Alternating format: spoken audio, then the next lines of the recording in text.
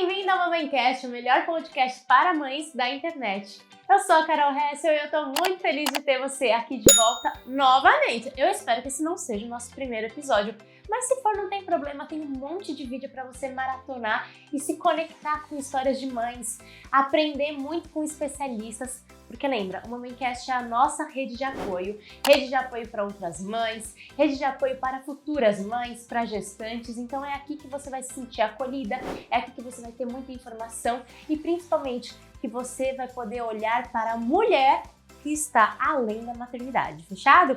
Bom, gente, e hoje eu quero te falar que eu tenho uma convidada, uma super especialista, muito especial, que vai ajudar demais muitas mães, muitas mulheres e muitas gestantes. Mas antes, dá o seu like, dá o seu comentário. Dá o seu comentário não, faz um comentário aqui falando eu amo o Mamãecast, Carol, faz muitos vídeos, eu amo, dá a sua sugestão de convidadas e principalmente compartilha esse conteúdo nos grupos, gente. Compartilha nos grupos de mães, com as amigas, com as gravidinhas que você conhece. Compartilha. Informação é poder. E hoje a informação tem muito valor aqui, porque, como eu disse, estamos com a Adriana Navarro, uma super especialista, ela é psicóloga perinatal, ou seja, translation, né? Especialista em gestantes e puérperas. Porque tem uns nomes, Dri, que pelo amor do perinatal, não parece que é gestante puérperas. Mas ela é especialista em toda essa questão da psicologia por trás da maternidade. Ela é casada com o Fernando, recém-casada, quer dizer, casada há muito tempo, veio a pandemia, agora casou, fez a festa, aproveitou o casamento de verdade e pretende ter filho em breve. Ainda não é mamãe, mas em breve será uma grande mamãe, com certeza uma mamãe com muitas questões trabalhadas psicológicas. Assim mas espero, vai ter né? a sua psicóloga também, com né? certeza, com certeza. Dri, muito obrigada por ter aceitado o nosso convite, vai agregar demais as informações que a gente vai trazer hoje. Obrigadão, viu? Eu que agradeço, Carol, o convite, muito bom estar aqui. E acho que como você fala, né, na abertura, de compartilhar informação, né, de que a informação ela é poder, ela traz eu falo de escolhas conscientes, Total. Né? Então a informação ajuda a gente a passar por esse processo de escolha consciente, então é uma honra estar aqui. É um prazer também.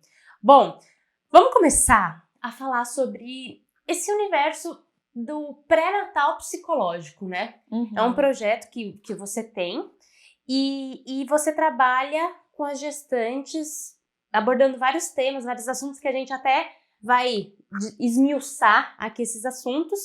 Mas assim, como que funcionam esses grupos? Antes da pandemia era presencial, né? Você já me falou, agora existem grupos online também. Mas assim, a gestante tem que procurar quando? Descobrir que tô grávida, já vou participar desses grupos? Não. Como que as mulheres encontram esses grupos perto delas? Que às vezes quer fazer presencial, às vezes quer fazer online. O que elas precisam saber sobre esse grupo? Para que serve? Para que eu preciso de um pré-natal psicológico? Pré-natal com obstetra? Todo mundo sabe. Precisa acompanhar o desenvolvimento do bebê. Mas o psicológico, para que ele é importante e eu diria até essencial? Eu não tive, mas depois que eu descobri que isso existia, eu falava, podia ter tido isso, teria me dado muito conforto, ajudado muito na minha ansiedade desse mundo gestação, que é um mundo novo, principalmente se é a primeira gestação. Na segunda eu acho que é um pouco mais tranquilo, mas também é um mundo novo também, porque uma gestação é diferente da outra. Então, dá um resumão aí desse pré-natal psicológico. Tá, vou tentar. Tente. Vamos lá, que eu falo que é a minha menina dos olhos, que se deixar eu fico 3 horas falando. O podcast de hoje vai ter 5 horas e meia, já se preparam? Mentira, gente, calma, eu vou ajudando ela a se encontrar. Mas, assim, né, Carol, acho que quando a gente começou a pensar nisso, né, acho que é importante pensar, né, de onde surgiu, que acho que isso faz bastante diferença na importância, né, do porquê que é tão importante, né. Quando a gente começou a trabalhar, né, eu comecei a trabalhar com mães em 2013, 2014, né, tava recém-formada, saindo da faculdade, tudo. Então, a gente não tinha, né, o que a gente tem hoje dentro da psicologia, né. Então, a gente até brincou aqui antes de começar, né, que você começou a ver um monte de perfil, depois, né, porque não tinha tanto, né, e aí, por diversas questões, por diversos fatores, até pelo fato da gente achar que a maternidade é incondicional, né? Que tem instinto materno, que hoje a gente já sabe que não é isso.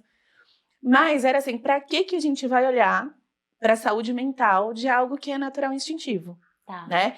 Não preciso olhar para isso. Então, a psicologia nunca teve, assim, um papel tão ativo dentro da saúde mental perinatal, né? Mas quando a gente vai para a prática, né?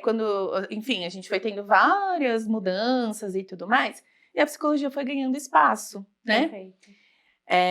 E aí eu trabalhava em hospital, na maternidade, tem neonatal, tudo. E quando eu ia avaliar as mães, eu não tive na faculdade nada sobre essa temática, né? E quando eu ia fazer a avaliação das mães, elas falavam, meu parto precisou ser induzido, né? Eu precisei ter a episiotomia, que, né, hoje, enfim, a gente já sabe de todas as questões do parto também. E eu não entendia, né? Eu falava, o que é uma indução de parto? O que é uma episiotomia? Né? Por que precisa? E aquilo ficava na minha cabeça. E aí eu fui tentar estudar, fui tentar ver o que era, e não tinham cursos da psicologia.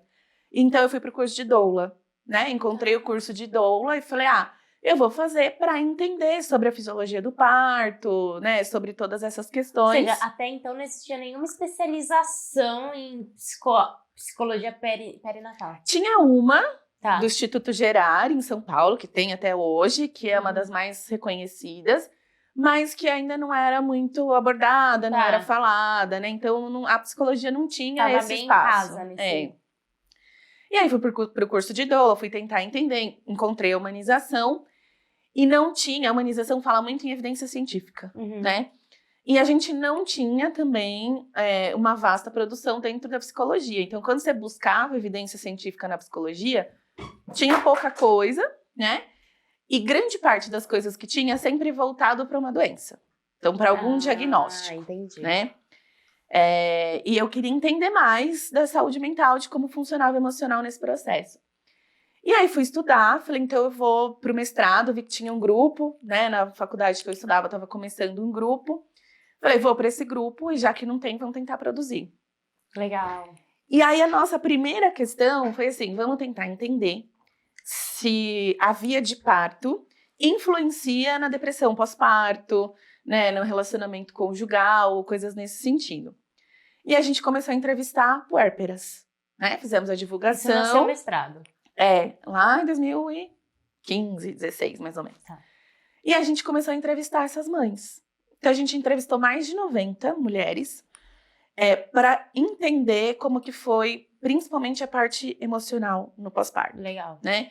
Então a gente fez várias avaliações, aplicavam testes, tudo, para entender. Então, índices de depressão, satisfação no relacionamento, autoestima, tudo isso. E aí, quando a gente ia entrevistar, elas falavam, eu não sabia que era tão difícil, né? Ninguém fala, eu não sei por que ninguém fala sobre isso, né? E esse foi um discurso muito presente.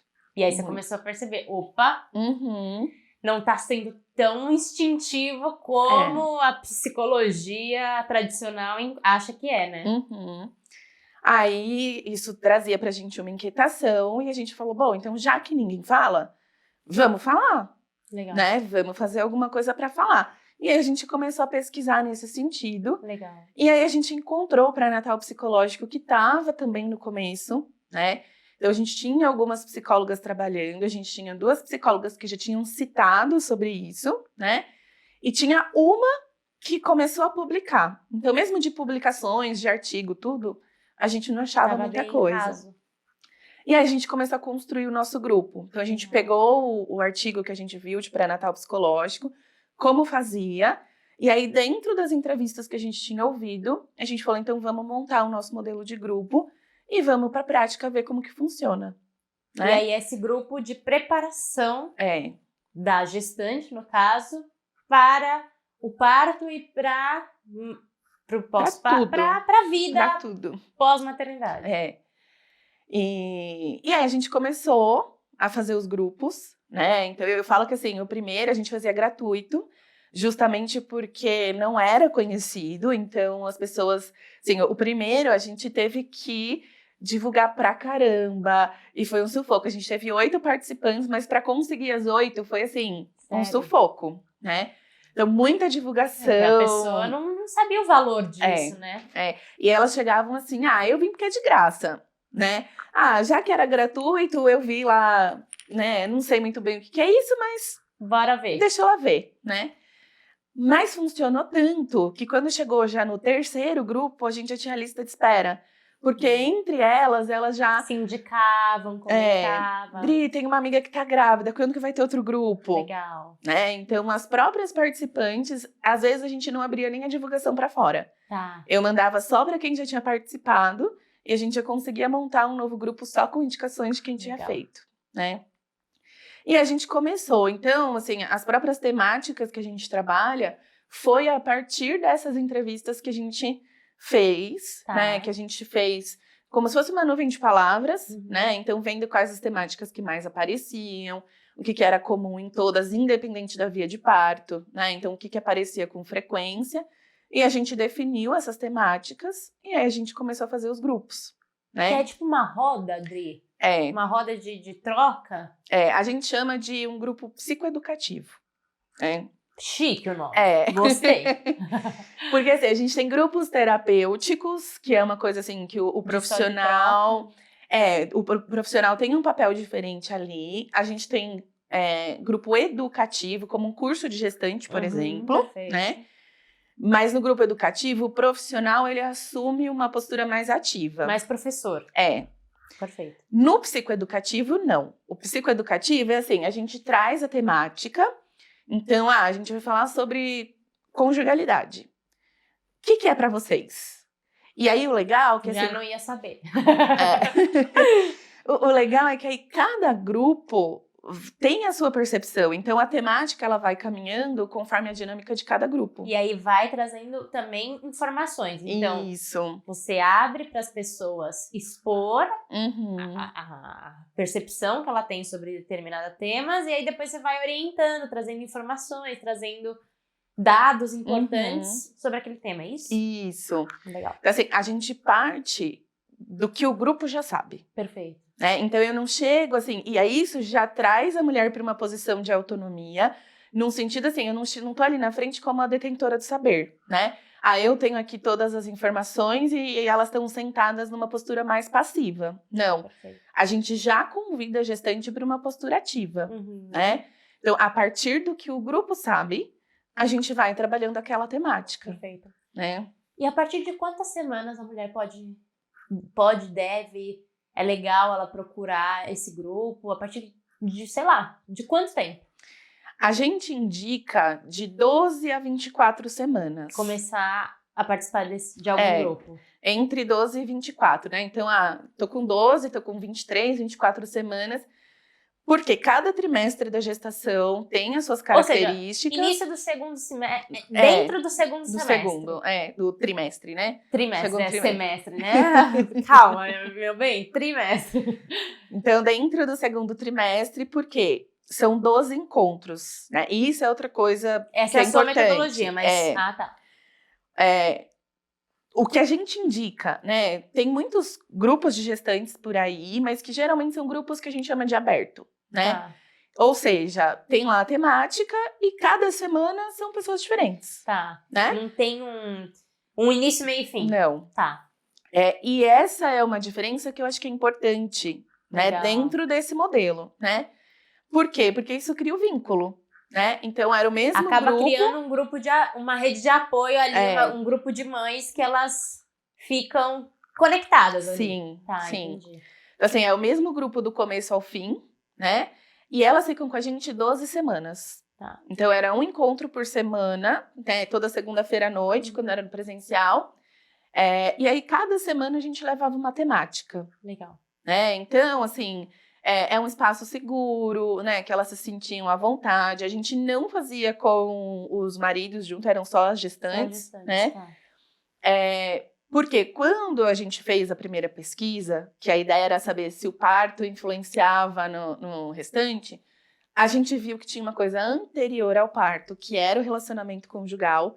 Então, que o relacionamento conjugal que impactava na via de parto, e que isso poderia impactar em coisas depois, né? Depressão pós-parto. Isso. A gente chamava, assim, de o cara que participa, né, que é engajado, o que é parcialmente engajado e o que não engaja, né? Assim, tinha o cara que não participa de nada, e aí a mulher já sabe que eu não posso contar com ele, então ela já arruma outra rede de apoio, porque já sabe que dentro da relação, e porque não quer ou porque não pode, né? Tem pais que realmente não conseguem. Tinha o parcialmente engajado, que é aquele assim, ele faz, mas você tem que pedir. Tá. Então tem o que a gente chama hoje de carga mental, né? Que é todo esse trabalho de ter que pensar, de ter que pedir, que é também um trabalho, né? E tinha o que a gente chamava de engajado, que é o que realmente tem iniciativa, que vai, que faz, que não espera, né? E que realmente participa de uma forma ativa, né? E a gente viu que isso impactava mais. Impactava no puerpério, no parto, na amamentação, em tudo. No trabalho de parto. Em tudo. Caramba, Adri, acho isso muito interessante, porque eu acho que a gente começa a prestar atenção no papel do nosso marido depois que o filho nasce. A gente não para pra pensar que tem impacto se eu vou escolher se o meu marido é engajado, ou parcialmente engajado, ou não engajado, no parto que eu vou escolher, mas faz todo sentido. Por quê? Se eu não tiver alguém firme do meu lado pra sentir as dores, saber que eu vou contar, saber que lá no trabalho de parto ele tá ali me apoiando naquilo, pra ficar talvez 20 horas em trabalho de parto, não vou escolher um trabalho de parto normal. Sim. Vai ser muito mais fácil. Eu tô vendo só por um viés, vamos deixar claro, gente. Não é assim de um jeito tão generalista de eu tô falando, mas olhando apenas por esse viés relacionamento. Mas é muito mais possível e provável que eu escolha uma cesárea agendada se eu não tenho um pai que eu sei que vai me dar um suporte, um apoio para viver todo esse processo de trabalho de parto, que toda mulher sabe que é um processo. Então eu vou para uma cesárea agendada, com um dia, com um horário que eu já falo, amor, põe na agenda, tal dia nosso filho vai nascer e ponto, acabou. Sim. Então isso tem total sentido, né? Como nunca pensaram nisso? Mentira, pensaram aqui, ó. E na amamentação a mesma coisa. Por quê? Tá, legal, eu vou fazer amamentação, vou fazer livre demanda, mas tá, quem é que vai me trazer um copo d'água? Quem é que vai ficar um pouquinho com o bebê para eu poder descansar um pouco na hora que eu tô cansada? E aí ou eu vou procurar uma outra rede de apoio, que é como você falou, eu vou ir atrás de uma outra rede de apoio muito forte, muito presente para me dar amparo na amamentação. Ou talvez eu simplesmente vou abrir mão e falar, tá bom, da fórmula, porque aí qualquer pessoa pode dar, porque aí eu não fico tão exausta, porque é mais fácil delegar também, fica um pouco menos sacrificante. Tem todas as questões da amamentação, que também não é uma coisa super fácil, super natural, super, encaixou no peito e pronto, porque não encaixa, gente. E da depressão pós-parto, mas da depressão pós-parto a gente até imagina, né, que tem uma relação mais direta por conta do suporte, do acolhimento no pós. Mas eu nunca tinha parado pra pensar nisso na questão da via de parto, na via da amamentação, enfim, deve ter outros desdobramentos aí que impactam muito e faz todo sentido.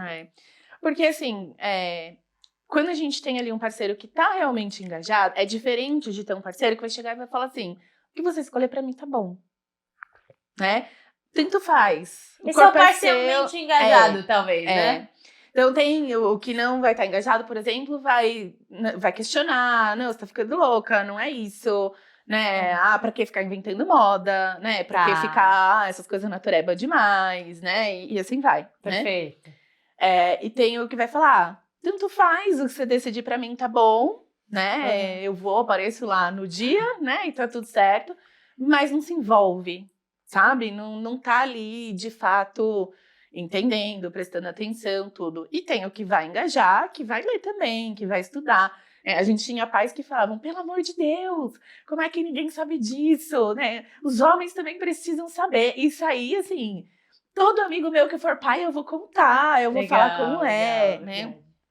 E foi muito bacana, assim, porque a gente deixava só pra mulher, justamente para ter espaço para falar sobre essas questões do relacionamento também, né? Então, a gente sabia que tinham coisas que a gente não ia conseguir acessar Sim. se o parceiro estivesse ali o tempo inteiro, né? Sim. Então, para a gente poder falar dessas questões, e em alguns encontros a gente convidava os homens. Ah, legal. Né? Então, para falar de amamentação, de parto, e os 3 últimos eram temas livres, né? Legal. A gente tinha 9 temas, e os 3 últimos eram livres, e aí cada grupo escolhia, né? Ah, vamos chamar um pediatra, vamos chamar uma doula, Legal, e legal. fazia, né? E aí esses 3 abertos a gente chamava também os parceiros, né? E era muito legal, porque eram 2 temáticas, a gente escolheu essas, porque são momentos em que tendem a dizer é com ela que vai parir, ela que vai amamentar, então eu não tenho nada a ver com isso. E a gente chamava para dizer, Você tem sim, pode vir que você tem. E porque recebiam as mesmas informações. Então não é assim, eu chego em casa e eu vou contar para o meu parceiro o que a médica falou. Sim. Não, ele tá lá ouvindo junto. Se ele tiver dúvida, ele vai tirar lá na Na hora hora, e vai ficar os 2 na mesma página.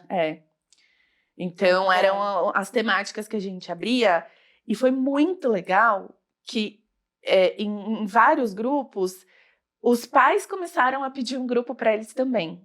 Que legal. Então, eles falavam, a gente também quer isso, né? A gente também quer ter oportunidade de falar. A gente também quer esse encontro, né? E nos primeiros, a gente não tinha ainda o profissional o suficiente para mediar.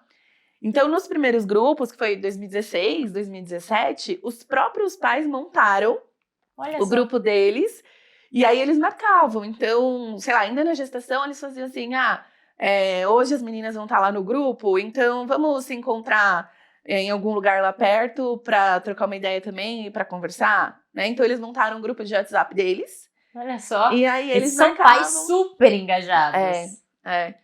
E foi muito bacana, assim, sabe? Acho que isso fez muita diferença, né? Ao ponto de que, assim, teve um grupo, elas têm contato até hoje. Então, de 2016, as meninas têm um grupo até hoje, se encontram até hoje. E aí eles faziam assim, esse final de semana, os homens ficam com as crianças e as mulheres saem sem os bebês. Então, elas iam para uma padaria, tomar café, tudo, Sim. e eles se encontravam, sei lá, no Sesc, e ficavam os pais com os filhos. Legal. Aí no outro mês troca. As mulheres se encontram, eu fico com as crianças e os homens. Aí o outro era de família, ia todo mundo. Os pais, as mães, as crianças, né? As que eram mãe solo, tinham um grupo também como uma rede. Então eles falavam, não, pode ir, deixa seu bebê com a gente, que a gente cuida, a gente olha, porque tinha lá 8, 9, né? Olhando as crianças, fácil. Então... Quer dizer, muito fácil, não, mas mais simples do que... Dava esse suporte. Que show, Dri! Que rede de apoio boa! Muito legal, muito legal.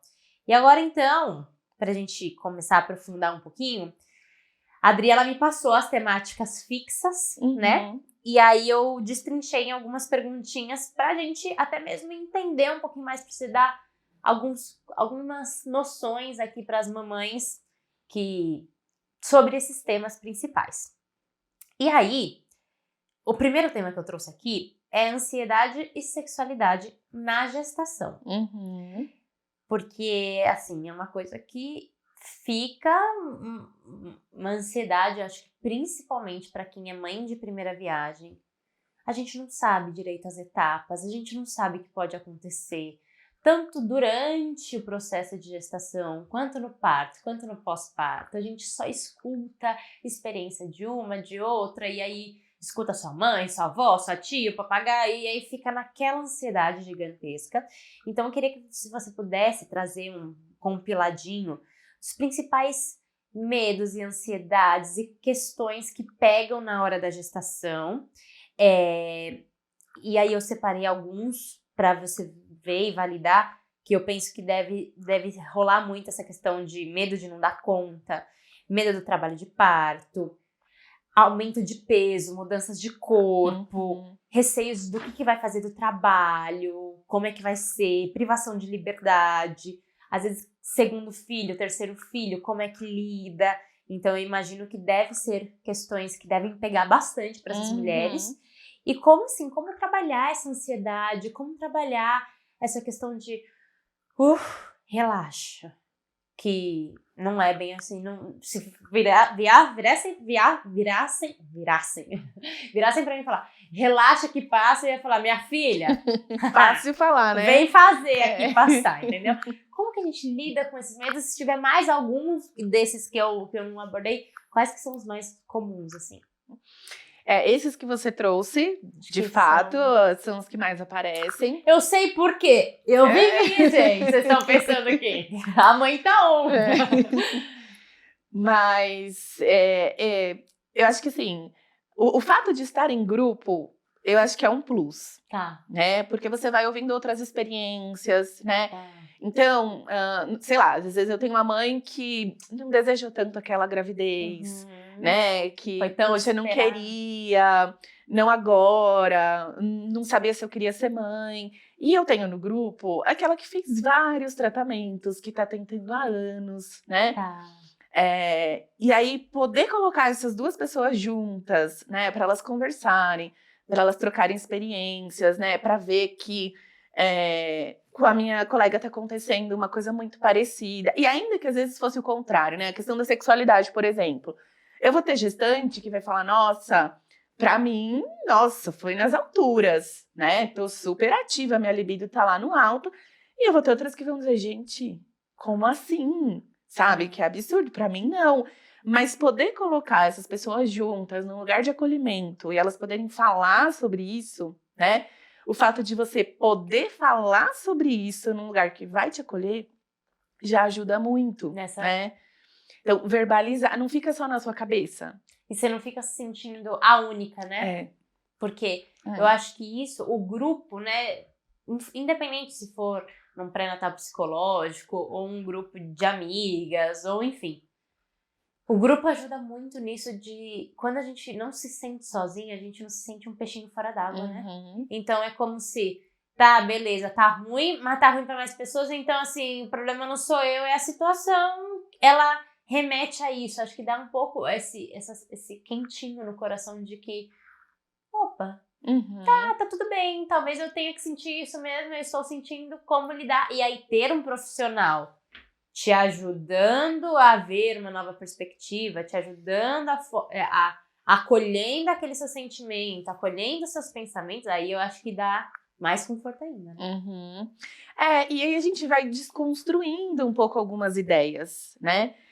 Então, assim, quando a gente chega no grupo, por exemplo, né? Tem alguém que, não queria, não planejei, né? Tô meio incomodada, será que isso vai prejudicar meu filho lá na frente, né?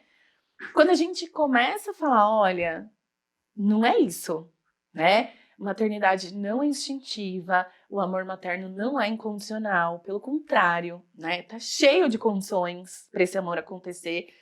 Quando a gente vai dando espaço, a gente vai trazendo tudo isso, aí as gestantes vão olhando e falando, não tinha pensado por isso, né? Não tinha pensado nisso, não tinha pensado nesse lado. Até que faz sentido, né?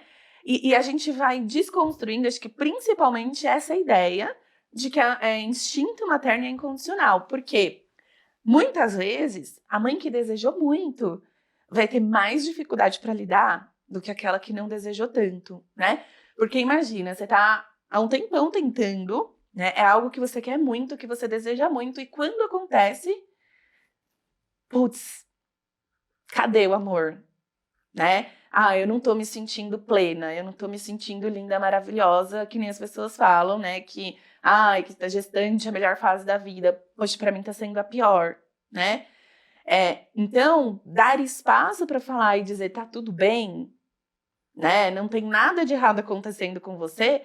Isso por si só já vai ajudando a diminuir a ansiedade, né? A lidar melhor com essas questões, né?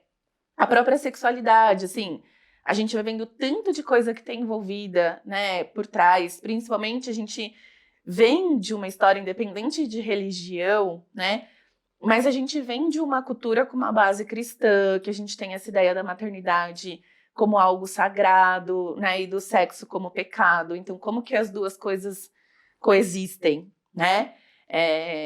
Então, muitas vezes o sexo visto num lugar de mais vulgaridade, né? Então, como que eu vou ter relação, né, num corpo que está gestando? E a questão do papel, né, que eu acho que junta com a conjugalidade, que às vezes o parceiro que tem dificuldade, não é a gestante, né? Porque às vezes eu deixo de ver como minha esposa e passo a ver como mãe do meu filho. E aí, quando eu coloco nessa posição de mãe, eu me distancio da sexualidade, né? Então, assim, não é assim, eu vou ter relação com a minha esposa, vou ter relação com a mãe do meu filho. E aí, no papel de mãe, a sexualidade, ela já fica meio estranha. Sim, total. E aí, como que lida com isso, Dri? Trabalhando essa diferença também já desde antes, né? Então, eu acho que o encontro que a gente tem de conjugalidade, ele é essencial também, né? Porque a gente já começa perguntando, né? Você até brincou, nem eu saberia responder, né? E é um dos mais, assim, né, interessantes, porque quando eu falo, o que é conjugalidade, né? A gente pensa cônjuge, mas sei lá, relacionamento. Aí, o que vocês pensam? Como que tá a conjugalidade de vocês? Aí as gestantes começam, né? Não, o meu parceiro vai em todas as consultas, é super presente, me acompanha em tudo, tá lendo sobre parto. Aí outra vai dizer, nossa, não, o meu tá nem aí, não, nossa, né, tudo comigo e tal. E outra vai dizer, meu conversa com a barriga, o meu acho estranho, né? E eu vou deixando elas falarem. Vai falando, vai contando, cada uma vai trazendo experiência. Aí fica um tempão todo mundo falando, eu falo, tá, legal, muito bom, mas agora eu quero saber da conjugalidade. E aí fica todo mundo com aquela interrogação. É essa interrogação que tá na minha cabeça agora. Tipo, não era sobre isso que tinha que falar? Não, porque tudo isso é parentalidade. É como que o casal se relaciona a partir do filho. Eu quero saber sem esse bebê. Então, o que vocês estão fazendo enquanto casal para além dessa criança? Então, qual a última vez que vocês foram no cinema juntos? Isso, né, pré-pandemia. Hoje já voltou, mas qual a última vez que foi no cinema? Qual a última vez que saiu para jantar? Que vocês fizeram uma coisa enquanto casal que não envolvesse algo relacionado à chegada dessa criança, né? Que é uma coisa que se perde no pós-parto, mas que, na verdade, já começou se perdendo na gestação. Então, a gente já trabalha antes, né? Então, na gestação, eu já vou resgatar essa conjugalidade, que são coisas diferentes, né? Eu vou ter paciente que vai chegar assim, ele é um ótimo pai, mas como marido, tá deixando a desejar. Ou o contrário, né? Como marido, é incrível, maravilhoso, eu nunca tive o que reclamar, mas como pai, não é o que eu esperava, né? Então, são papéis diferentes, e a gente precisa entender o lugar de cada um. E quando a gente trabalha isso desde antes, vai impactar na sexualidade, na amamentação, em tudo, né? No vínculo com o bebê. Então, é uma temática que a gente trabalha também, que vai ajudar na sexualidade nessa questão, assim, né? Da mulher além de mãe, né? Então, ela é mãe do seu filho, mas é também a sua esposa, né? Então, como que esses dois papéis, eles estão... presentes e sendo abastecidos, né? Porque eu acho que existem esses dois papéis, a gente sabe. Papel de mãe, papel de esposa, papel de não sei o quê, a gente tem um monte de papel. Mas como a gente enche muito a bola de um dos nossos papéis e às vezes os outros ficam ali abandonados. E aí eu acho que é aí que pega o desequilíbrio. E aí a gente não consegue muitas vezes entender, principalmente acho que no puerpério ali, que tá tudo confuso hormonalmente também, e a gente fica meio nesse limbo de tem alguma coisa errada acontecendo, mas eu não sei como arrumar. Então essa preparação, rola essa preparação prévia pra meio que você já ir preparando o terreno do que está por vir, porque é o que você falou. Às vezes o negócio fica muito estranho no pós-filho, mas desde a gestação o negócio já começou a dar uma desandada e a gente não percebia. Sim. Gente, eu imagino que na gestação de segundo ou terceiro deve ser muito mais desafiador essa parte. Porque quando você tá grávida, primeiro filho, cara, ainda, pelo menos no meu caso, né? Ainda rolava sair, passear, porque era uma barriga, mas era uma barriga apenas. Agora, segundo... Já tem criança? Quando já tem criança, já é raro você conseguir abastecer o papel relacionamento cônjuge. Meu Deus. Aí o negócio fica mais delicado, né, André? E o legal é que, assim, no grupo a gente falava muito sobre o ideal e o possível. Legal. Né? E aí em todas as temáticas. Então, assim, o ideal é que vocês consigam sair só o Uma casal, vez na semana, noite do casal, perfeito, ideal. né? Mas não é em toda a realidade que isso vai ser possível, né? Eu tenho rede de apoio, eu não tenho? Como que tá a minha situação financeira? Eu tenho família perto, é uma rede de apoio que eu confio, né? O relacionamento tá bacana para proporcionar um momento desse, né? Porque não adianta sair pra cumprir protocolo e falar, não, falaram pra mim que eu preciso sair esse final de semana e tá uma porcaria, tipo, a saída, o passeio fica mais estressante, é pra ir brigar do que pra aproveitar e se reconectar ou continuar conectando. Sim, E aí o legal é isso, assim, porque como são várias realidades diferentes, então uma sempre vai ajudando a outra a tentar achar possibilidades, né? E eventualmente até sendo rede de apoio de quem não tem, né? Então, sei lá, eu tenho família longe, não tem ninguém perto, é difícil. Aí o próprio grupo se organiza, né? Então, entre elas mesmas, falam, não, ó, deixa aqui esse fim de semana, né? Eu tinha, sei lá, um grupo, uma mãe solo ficou doente e desabafou lá no grupo, né? Nossa, gente, tá muito difícil, essa semana eu fiquei ruim, minha filha ficou ruim, eu tenho que trabalhar, e aí reclamo que faltei pra levar a menina, não sei o quê. Cheguei em casa agora, não consegui nem parar pra fazer janta.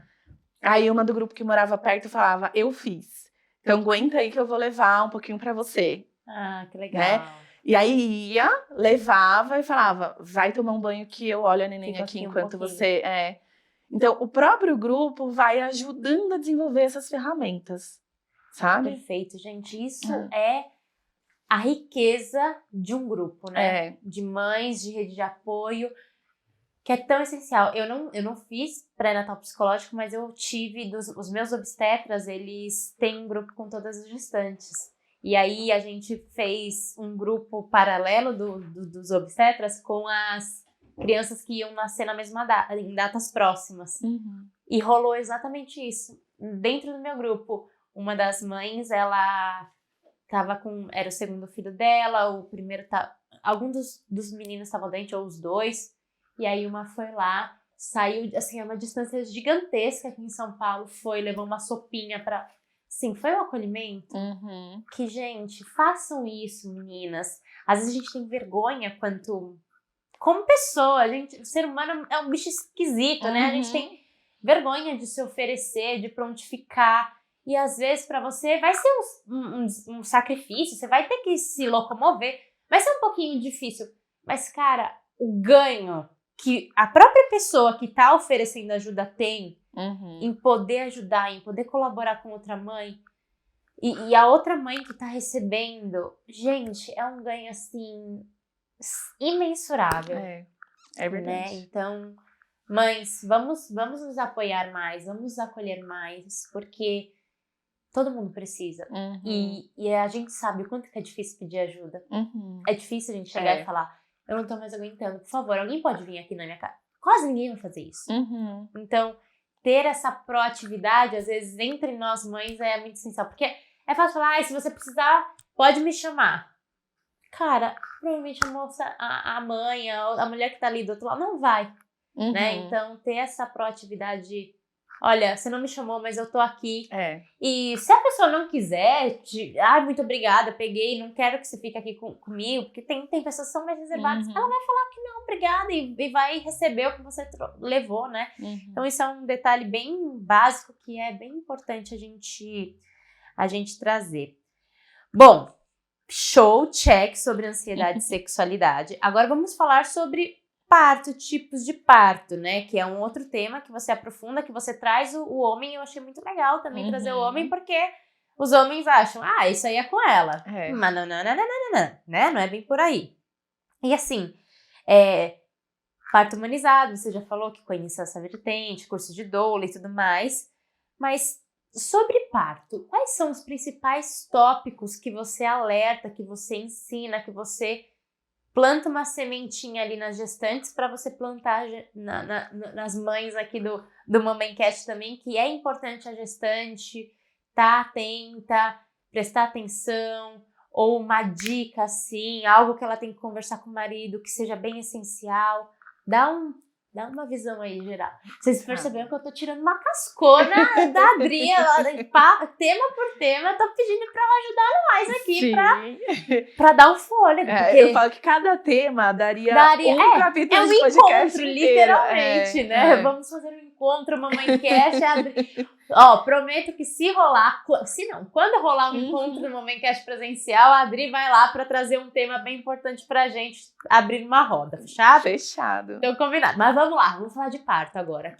Quais são os principais pontos que a gestante precisa se atentar? Que, opa, peraí, isso aí é muito importante e que passa batido muitas vezes. O de parto, a gente costuma convidar uma obstetra. Legal. Né? E aí uma obstetra que esteja a par das questões da humanização, Perfeito. tudo, né? Então, é um encontro que ele tem esses dois diferenciais, então, tanto a obstetra quanto, na verdade, a gente abre para um acompanhante. Para o acompanhante, perfeito. Então, cada gestante traz quem ela quer, de preferência, quem vai estar com ela no dia do parto, né? E aí, assim, também é um que a gente parte das participantes, né? Então, a gente deixa aberto para dúvidas. E aí, cada uma já vai trazendo. O meu médico falou isso, né? É verdade? Não é? O meu falou que eu tenho, sei lá, algum diagnóstico específico, sei lá, eu tenho desproporção na pelve, né? Um lado é mais alto do que o outro, que por isso tem que ser cesárea, né? É isso mesmo. E aí... No caso é mito, tá, gente? Porque a gente vai responder já, porque eu já estamos PhD nessas coisas. Exatamente. E aí a obstetra ia tirando as dúvidas e orientando, né? E aí, principalmente no de parto, era onde a gente ia trabalhar o ideal e o possível, né? O ideal e possível. Porque isso foi uma coisa que a gente foi ajustando bastante ao longo dos encontros, porque no primeiro encontro que a gente fez, essa parte do parto foi difícil, assim, porque quando chegou no final... elas falavam, então você tá me dizendo que a opção que eu tenho se eu for pro convênio, uma cesárea agendada, se eu for pro SUS, violência obstétrica, ou eu tenho que ter não sei quanto para pagar uma equipe particular para ter um parto com respeito, né? Eita, delicado isso. Muito! Então, assim, a gente foi trazendo com muita cautela, com muito cuidado, para mostrar assim, tem o ideal, né? Que hoje, com a internet, a gente tem aí 50 mil cartilhas, né? E aí o ideal vai dizer assim, tem 15 tópicos ali no checklist, né? E eu falo até hoje, assim, Carol, no SUS, eu chegava a fazer 200, 300 atendimentos ao mês. Então, era muita paciente, muitas histórias, né? Eu falo que dentre todas essas pacientes, eu nunca vi nenhuma que cumpriu os 15 itens da tabela. Que tabela é essa? Não, do ideal. Tá. Né? Do que cada uma vai construindo como aquilo que é o ideal, Perfeito. né? Então, a gente pegava assim, o que é o ideal para cada uma aqui? Né? O que vocês já aprenderam que é bom, que funciona, que não funciona, enfim. Porque cada uma vai tendo suas crenças, suas histórias familiares, né? Enfim.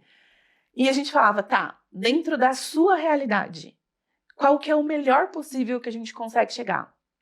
Né? Então, eu não consigo pagar uma equipe. Perfeito. A minha realidade é o convênio. Então, dentro do convênio, quais são as opções que a gente tem? Então, a gente falava sobre os hospitais, a gente orientava, busca a taxa do seu médico. Né? A taxa de partos que ele realiza, quantas cesáreas, quantas normais. Pede na ANS, pede no convênio. E aí, isso é uma coisa fácil, assim? É só ligar... E eles Deveria ser, Deveria. Na prática, talvez não seja Eles assim. têm um prazo para mandar a resposta e tudo. Aí, se o convênio não manda, aí você pode acionar na ANS, né? Agência Nacional de Saúde. Né, Adri? Poxa, infelizmente, assim, é a nossa realidade, mulheres, e a gente precisa saber. Mas se você não conseguir uma outra dica, essa lista, uma outra dica é você avaliar quantas vezes seu médico desmarcou porque ele estava em trabalho de parto. Isso é também um indício. Lógico, às vezes você deu sorte de que o trabalho de parto não caiu na consulta, mas é um indício também, tipo, nunca desmarca, nunca. A agenda dele é sempre muito impecável. Meio delicado isso também, né, Adri? Mesmo no médico de convênio. Sim. E aí tudo isso a gente vai orientando, né? Então, pergunta, você já tá conversando com o seu médico sobre parto? Desde o início, Desde né? o início, né? Porque tem muitos médicos que falam, não, parto, mais pra frente a gente conversa. Isso também já é um indício de alerta. que, opa, talvez ele não...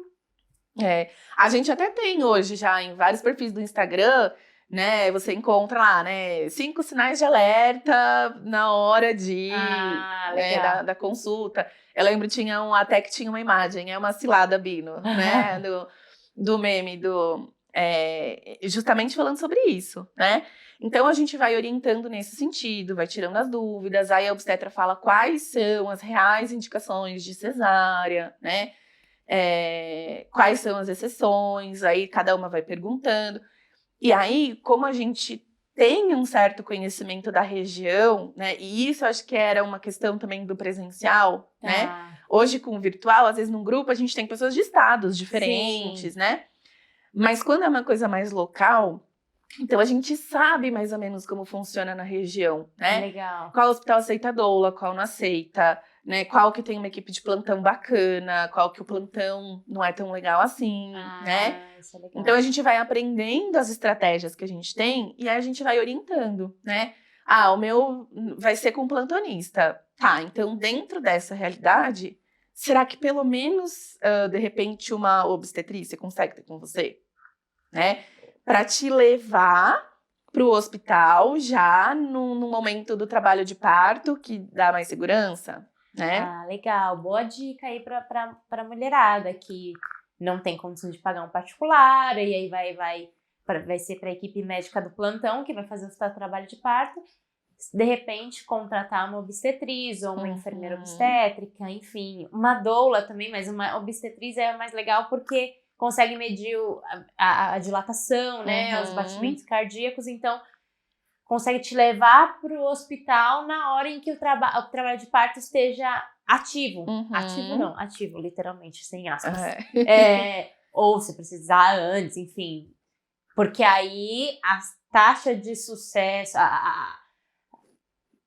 a possibilidade de dar certo o seu plano normal fica maior do que você chegar lá no hospital e você tá com 1 centímetro de dilatação, início do trabalho de parto, que aí talvez a equipe do plantão não vá querer esperar desenrolar, porque você tá ocupando para um hospital, não é legal uma pessoa ocupando um leito ali, um quarto, um espaço que eles poderiam estar colocando outras pessoas, né? Às vezes é uma contração de treinamento, aí você vai para o hospital, então tudo isso elas aprendem, né? O que é contração de treinamento, a sala de trabalho de parto. Então, às vezes você vai pro hospital, tá em contração de treinamento, aí te internam, você vai ficar lá horas e vai falar, então, você não teve dilatação, vamos precisar fazer alguma coisa, né? Então, tudo isso a gente vai orientando, a gente vai ensinando, né? No parto aparece muito medo da dor, né? Então, a gente vai trabalhando também, né? A gente vai dizendo que dói, mas que dor não é sinônimo de sofrimento, né? Então, se a gente falar que não dói, é mentira, dói, né? Mas isso não quer dizer que você vai sofrer, né? Então, a gente vai trabalhando com essa ideia também, a gente traz a opção da analgesia, né? Então, se a dor para você é uma questão e, de repente, né? Então, aí talvez é uma paciente que vai investir num anestesista, né? Que vai perguntar no hospital. Então, a gente vai dando essas informações para elas questionarem. A gente fala que existe plano de parto, a gente orienta alguns sites que você consegue pelo menos construir, né? Quem tem doula faz junto com a doula, né? Mas quem não tem alguns sites que você consegue construir. Você consegue mandar alguns links pra gente? Eu vou pôr na descrição aqui do vídeo pra mulher. Editor, me lembra, hein? Pra você me lembrar que eu tenho. Porque a mãe aqui, às vezes, cabeça fica trabalhando. Mas aí eu ponho esse link porque é legal ter essa ferramenta. Que às vezes a pessoa não tem condições de ter doula, de ter essa estrutura. E o plano de parto faz uma diferença, né? E aí é legal, Carol, porque assim, o parto normalmente a gente traz no comecinho, né? 3º encontro, por aí. Pra elas terem tempo de se preparar. Né? Então, o que acontece, assim... Aí elas já vão lendo pesquisa, aí eu sei que no site da Unicef tinha, que você ia selecionando ali as coisas e no final ele montava. E aí o que elas tinham dúvida, depois elas traziam para o grupo. Legal. Ou no final elas falavam, Adri, a gente montou o plano de parto, Mas a gente tem muitas dúvidas. Aí, dos encontros abertos ficava para, sei lá, montar o plano de parto. Legal. Né? Então, elas traziam no grupo, e aí, juntas no grupo, a gente ia explicando cada item, né? Tava, não quero ocitocina. Mas o que é? Para que serve? Perfeito. O que é bom? O que é ruim?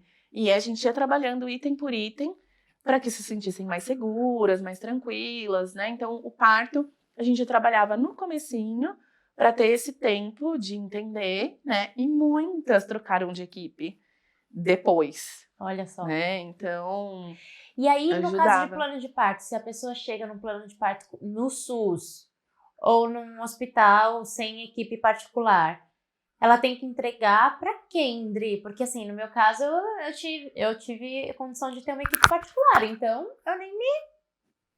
Sabe? Sei lá. As coisas como é que é isso pra mulher que tá tendo no SUS? Ela pode ter um plano de parto, ela no SUS ou no particular de convênio, equipe plantonista? Como é que é isso? Ainda não tem um padrão. Tá. Né? Então vai variar muito, assim, de acordo com a região, com o estado, se tem lei, se não tem, entendi. né?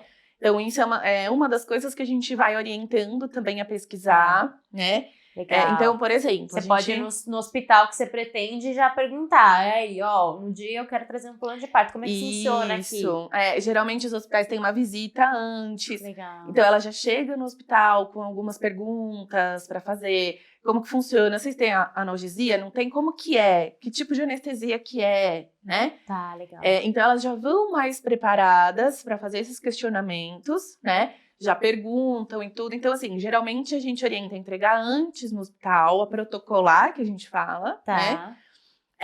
A conversar com o parceiro. Então, aí uma via com você, uma via com a equipe, uma via no hospital, né? Mas a gente não tem ainda hoje em todos os lugares a garantia de que vai ser respeitado. Perfeito. Né? Então, o plano de parto não é todo lugar que ainda tem como lei, né? Mas a gente orienta, por exemplo, a lei do acompanhante. A lei do acompanhante é lei. É lei, né? É nacional. Então, a lei do acompanhante vai dizer que toda mulher tem direito ao acompanhante da sua preferência em todo o processo de parto, né? Então, é no trabalho de parto, é no parto ativo, né? Na fase ativa mesmo do parto e no pós-parto imediato, né? Nas 48 horas, 24 que fica ali no hospital, né? Perfeito. E é de 2005 a lei. Ou seja, tem tempo já, né? Então, assim, eles têm, geralmente são 90 dias para se adaptar, né? Então, os hospitais que não se adaptaram até hoje, às vezes falam assim, não, é quarto compartilhado, tem 2 mães aqui, então eu não vou deixar entrar homem porque uma pode se sentir desconfortável, né? Mas já teve tempo para se adaptar, colocar uma cortina entre um leito e outro, enfim, né? Então, a gente vai orientando, né? É lei, é seu direito. Perfeito. E elas já chegam nos hospitais, aí elas vão estudar, vão tentar entender, né? Vão pesquisar quais são essas opções, né? Então, dentro daquilo tudo que é ideal, qual que é o melhor que eu vou conseguir dentro daquilo que eu quero. Das minhas condições. Show, muito importante isso. Tá, e agora vamos falar de uma coisa super importante, que é o baby blues e a depressão pós-parto. É esperado já que a mulher oscile hormonalmente, que tem essa queda, que tem essa baixa. Isso é o normal. Mas quando que a gente percebe que tá fora do normal? Né? Porque uma coisa até que a Adri falou pra mim, que eu nem sabia, é que existe um trabalho... Quer dizer, eu sabia que existia um trabalho de psicóloga na maternidade. Ela fez por muito tempo esse trabalho no SUS. Mas que, assim, é pouco divulgado, né? Que você, enquanto mãe, durante lá o seu período que nasceu o seu bebê, você pode chamar uma psicóloga para ir conversar com você, você pode solicitar. No SUS, onde ela trabalhava, ela visitava todas as gestantes, né? Você comenta comigo? No pós-parto. Não, gestantes não, no pós-parto imediato. No pós-parto imediato, ela visitava todo mundo. Mas ela falou que alguns hospitais, principalmente no particular, você tem que solicitar, ou a equipe que te atendeu sinaliza que você precisa, mas se você estiver sentindo qualquer desconforto, qualquer coisa, qualquer dúvida, às vezes, né? Pode solicitar, gente. Isso é muito interessante. Eu não sabia. Mas, enfim, para a mulher que não teve essa condição, ou que ela já tá querendo se preparar para para esse pós-parto, para esse puerpério, e de repente tá com receio de uma depressão pós-parto e de não conseguir perceber que está nessa, porque às vezes a gente acha que tudo é normal. E muitas pessoas falam, isso é normal, isso é normal, isso é normal, daqui a pouco passa. Ou então começam a descredibilizar, porque depressão, de modo geral, é uma doença que é muito sentida, mas muito descredibilizada pela maioria das pessoas. Como que eu, mãe, que eu tô puérpera naquele momento em que eu só tô com uma missão única e exclusiva de fazer aquele neném sobreviver, que acho que é uma missão única de todas as mulheres, como que eu vou perceber? Quais são os sinais de que presta atenção, mulher, isso é comum, mas se chegar nessa linha, alerta vermelho, busque ajuda. Eu falo que o ideal mesmo, o ideal é possível, né? O ideal seriam que as pacientes tivessem oportunidade já de entrar em contato com uma psicóloga na gestação, né? Porque hoje, mesmo o quadro de depressão, a gente já tem uma mudança na nomenclatura, a gente não chama mais de depressão pós-parto, mas de depressão perinatal, né? Então, o perinatal é o que acontece ao redor do nascimento. Legal. Então, muitos quadros de depressão já começam a dar sinais na gestação. Então, não é uma coisa que acontece do dia para a noite, né? É um processo. Então, várias coisinhas vão acontecendo, né? Até a gente chegar efetivamente num diagnóstico. E hoje a gente já fala em fator de risco e fator de proteção, né? Então, a gente tem uma escala, né? Escala de depressão pós-parto, que qualquer profissional da saúde pode aplicar, não é exclusiva do psicólogo, né? E ela é uma escala que a gente chama de rastreio. Então, ela também não fecha o diagnóstico. Não é assim, deu a pontuação de corte é 12, né? Deu mais que 12, é depressão. Não. Deu mais que 12, tem fatores de risco para depressão. Então, a gente vai avaliar, vai tentar entender, né? Então, a gente já fala hoje desses fatores de risco. Então, eu vou acompanhar esses fatores de risco, né? Então, por exemplo, primeira gestação, problema no relacionamento conjugal, histórico anterior de depressão, histórico familiar, algum evento traumático, né? Então, algum outro processo de luto. E aí pode ser... e aí o processo de luto, várias situações. A gente associa o luto à morte, a perder alguém por morte. Mas não. Saí do meu emprego, terminei um relacionamento, rompi com alguma amizade, tudo isso é processo de luto, né? Então, também é um fator de risco. Então, a gente vai tendo várias coisinhas, né? Histórico de perdas anteriores, né? Gestação gemelar, porque às vezes é um choque também, né? Às vezes você não tá preparado nem para um, descobre que vem 2, é outra questão, né? Então, tem várias coisinhas que a gente já vai analisando, e por isso a importância do grupo também.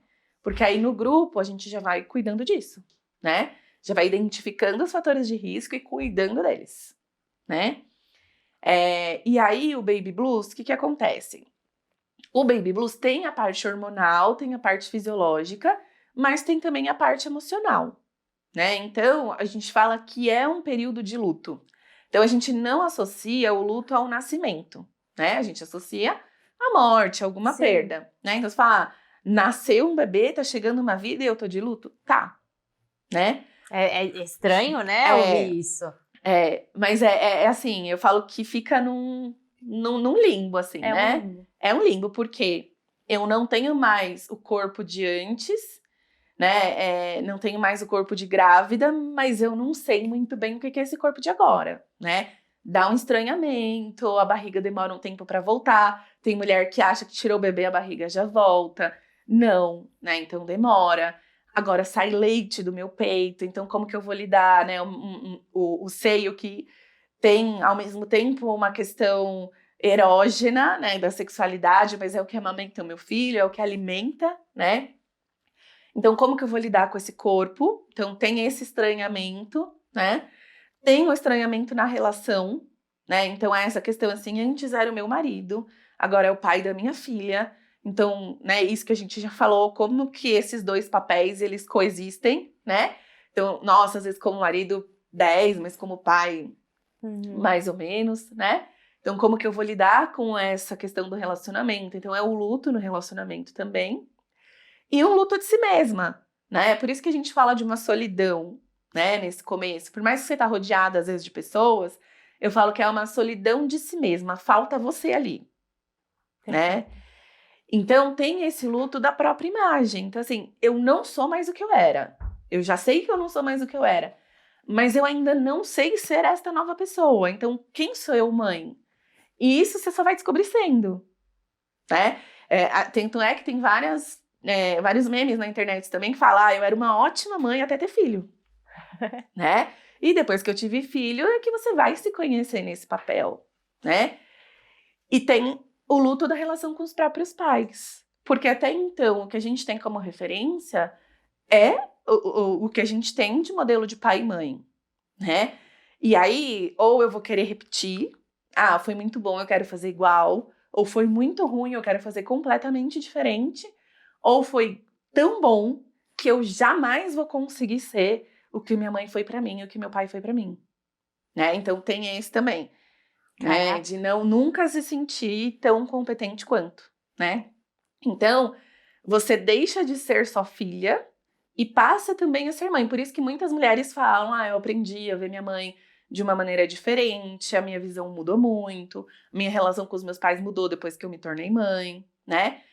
Porque é um papel que muitas vezes não estava lá também, né? Então, principalmente quando é um primeiro filho de uma geração, né? Sim. Então, que não foram avós, que não foram tios, né? Eu até brinco, eu falo que o meu irmão vai ser pai agora, então minha cunhada tá grávida. Eu falo que eu tô me descobrindo no papel de tia, né? Eu não sou, eu nunca fui, né? Então, o quanto que esse papel para mim também é novo, né? Então, a família inteira vai passando por esse processo de se descobrir nesses novos papéis, né? Então, eu já sei que como irmã, minha relação é ótima com meu irmão, é maravilhosa, mas e como tia do filho dele? Eu não sei, né? Então, tudo isso vai influenciar nesse sentimento do que a gente tem no Baby Blues, né? Que é esse reconhecimento, esse reconhecer nesse novo lugar, nesse novo contexto, né? E aí o suporte que a gente tem vai fazer diferença. Então, é um momento que muitas mulheres vão... Quando a gente não sabe, quando não tem essa consciência de que não é instintivo, às vezes não bate aquele amor imediato e você tá com tudo isso e ainda não ama aquela criança, né? E é uma criança que te devolve pouco. Então, você doa muito, mas você tem pouco de volta, né? Porque a criança ainda não interage, né? Com o passar do tempo, a criança vai interagindo, vai rindo, você faz gracinha, ela te devolve, você faz careta, ela imita, mas nesse começo não, né? Então, demanda muito, você tem pouco de volta. Então, esse amor, ele vai sendo construído. Tem mulher que sente? Tem, né? Mas tem mulher que não sente também e tudo bem, né? Não é uma obrigação. Então, muitas vezes, quando a gente tem essa idealização, quando a gente acha que nasceu amor, isso não acontece, aí vem a culpa, né? Então, será que eu tô rejeitando meu bebê? Será que... Arrependimento, né? Então, muitas falam... Eu falo que é o Deus me livre quem me dera, né? Credo, que delícia. O sentimento é... Por que que eu fui fazer isso da minha vida? O que eu fui inventar? Né? Jogue a primeira pedra, a mãe que nunca pensou isso. Jogue a primeira pedra. Mas a gente pensa isso com uma dor no coração, mas que pensa. Então, você pensa e aí em seguida você fala, aí você chora, né? Meu Deus, por que eu fui inventar? Não era o momento e não sei o quê. Aí se a relação não tá legal, aí começa a ter problema no casamento. Se não tem uma rede de apoio bacana, né? Que a gente fala que a rede de apoio ela pode ser também de risco ou de proteção, né? Então, se eu tenho a família que dá muito palpite, aí a relação com a família também não tá legal. E aí você fala, cara, o que eu fui fazer? Né? Que merda, onde eu me enfiei? E aí, daqui a pouco, a criança dá uma risada e faz alguma coisa, aí você chora por se arrepender de ter pensado aquilo 5 minutos atrás, né? Então, é muita coisa de uma vez, né? E aí, se tem uma rede de apoio bacana, né? Se você tem pessoas do lado que vão acolher, porque às vezes a pessoa que tá do lado vai falar, ai, por que você tá chorando? Né? Seu filho nasceu, tá com saúde. Então, isso é uma coisa que a gente orienta também quando a gente recebe os acompanhantes nos encontros, né? Então, assim, E que eu falava no hospital. Então, quando eu passava nos leitos do hospital, que tinha os acompanhantes ali, eu explicava. Eu falava, olha, pode ser que nesses primeiros 15 dias você sinta uma tristeza, sente uma vontade de chorar sem motivo, né? Tudo bem, né? Se sentir vontade, chora, né? E aí eu falava para os acompanhantes, se ela chorar, não seja a pessoa que vai chegar e vai falar, por que você tá chorando? Seu filho tá bem, tá com saúde, tá tudo bem. Você quis tanto essa gravidez e agora tá chorando, né? Não, seja a pessoa que dá o ombro, né? Fala, eu não sei o que tá acontecendo, mas eu tô aqui, né? Dá o ombro pra mulher chorar, né? Então, a gente vai trabalhando tudo isso, assim, delas procurarem essas pessoas também. Então, quem vai ser a pessoa que, se você sentir vontade de chorar, vai ter o ombro lá pra te ajudar? E às vezes era o próprio grupo, né? Então, assim, no hospital a gente pode trabalhar isso. Então, o ideal e o possível, mais uma vez, o ideal era que toda mulher tivesse acesso ao pré-natal psicológico. Nem todas têm. Então, no SUS, por exemplo, eu fazia esse trabalho beira-leito. Ela acabou de ter o bebê, mas pelo menos essa informação eu passava ali na hora. Sobre o choro. Então, olha, pode ser que você se sinta, né, os primeiros 15 dias, se acontecer é normal, né? E aí o tempo também varia. Então, geralmente, 15, 20 dias, a mulher já começa a se sentir melhor. Mas vai depender de uma série de questões. Então, justamente isso, assim, tem um outro processo de luto junto? Então, se eu vejo... são esses fatores de risco que você já comentou. Que já vem de antes, né? Então, se eu recebia no hospital, por exemplo, uma mulher que tá 40, 60 dias e ainda tá com um choro muito intenso, eu chamava para um atendimento e a gente ia tentar entender. Eu perguntava, morreu alguém recentemente? Né? Como que tá as outras questões para além da maternidade? Então, a gente vai buscando, né, o contexto como um todo para entender. Né? Então, tem a questão hormonal, mas tem muitas outras coisas por trás do emocional, né? E a gente vai cuidando disso. Então, geralmente, 15, 20 dias, que é mais intenso. É normal, então a mulher, em tese, não precisa se preocupar dentro desse período se ela tiver muita oscilação, um choro inexplicável. Sim. Se passar desse tempo... Aí a gente vai começar a observar. Então, assim, aí a gente vai avaliar tudo isso, né? Então, por exemplo, tem mulher que não vai ter o baby blues de imediato. Então, eu já tive casos de pacientes, assim, que de imediato tinha bastante rede de apoio, teve um marido bem participativo, o marido conseguiu estender com férias, então ficou 30, 40 dias em casa. E aí, o quadro de baby blues, ele pode vir depois. É informação rica essa. Ou um bebê que foi pra UTI, né? Porque se o meu bebê tá na UTI... Você ainda fica meio anestesiado, eu imagino, né? Você não tá entrando em contato com tudo isso ainda, né? Muitas mulheres na UTI até falavam assim, tá muito difícil porque eu não estou me sentindo mãe dessa criança, porque não sei o que troco, não sei o que dou banho, eu mal pego no colo, né? Então, o maternar, né? Essa maternagem acaba vindo depois. Né? Então, tudo isso a gente vai... E depois pode sim ter o baby blues, porque a pessoa pensa, já passou o tempo, então não tem que sentir isso. Não, pode ser que venha depois, né? Então, o baby blues, ele tá muito relacionado com essas descobertas, né? Então, se às vezes eu tenho uma rede de apoio presente, constantemente, a tendência é que o baby blues seja mais leve. Eu tive uma rede de apoio pontual, e depois não tive mais, aí pode ser que ele apareça tardio, né? Então não tem uma regra. Perfeito. Né? Então a gente vai avaliando. Geralmente, 15, 20 dias, se passar disso, a gente já recomenda que busque ajuda, que vá para um profissional para acompanhar. E tem alguns sinais, assim, que seja... o choro excessivo, assim, e muito constante depois desse período. Tem mais alguma coisa que é um sinal, assim, procure ajuda mais direta, Adri? Normalmente é mais esse sentimento da tristeza mesmo, né? Então, o que eu costumo orientar? Que geralmente vai dando mais passada, né? Então, normalmente, assim, sei lá, a primeira semana você chora todos os dias. Aí depois... E às vezes a pessoa não é uma pessoa de chorar e aí não chora, mas sente uma tristeza muito grande, né? Porque tem mulher que contém mais, tem essa questão com o choro e que não chora, mas aí sente uma tristeza, um baixo astral muito grande. E normalmente sem motivos. Se você perguntar se tá triste por quê? Não sei, né? Ou associado à maternidade mesmo, Sim. porque tá muito difícil, pela privação de sono, a amamentação. É que eu acho que às vezes é sem motivo, mas a gente busca um motivo. Então a gente precisa encontrar um culpado. Uma justificativa pra tristeza, né? Porque as pessoas perguntam, né? Exato. Tá triste por quê? Né? Então, assim, geralmente é essa questão. E aí a gente vai observando como que tá o vínculo com a criança, né? Às vezes não fica triste, mas fica muito estressada, muito reativa, sabe? Então, mais irritada, dando respostas mais afiadas, né? Então, vai muito de cada mulher, qual que é o histórico, né? Mas de observando esses comportamentos, né? Então, aí a gente recomenda, assim, depois de 15, 20 dias, sentiu que não tá melhorando, então de procurar uma profissional pra gente entender, porque às vezes é isso, às vezes a maternidade, às vezes eu falo que é muito com o ideal e o real, né?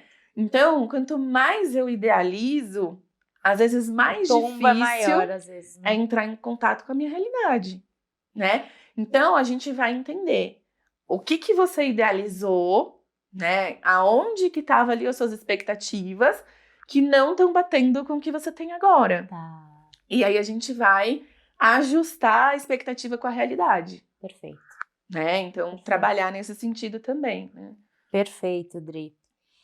E aí a gente já falou sobre essa conexão mãe-filho, que você já explicou que muitas vezes não é imediata, e quanto mais a gente idealiza, mais desafiador muitas vezes é, porque a gente tem essa coisa de novela, né? De parir, vem pro colo e o amor transbordando.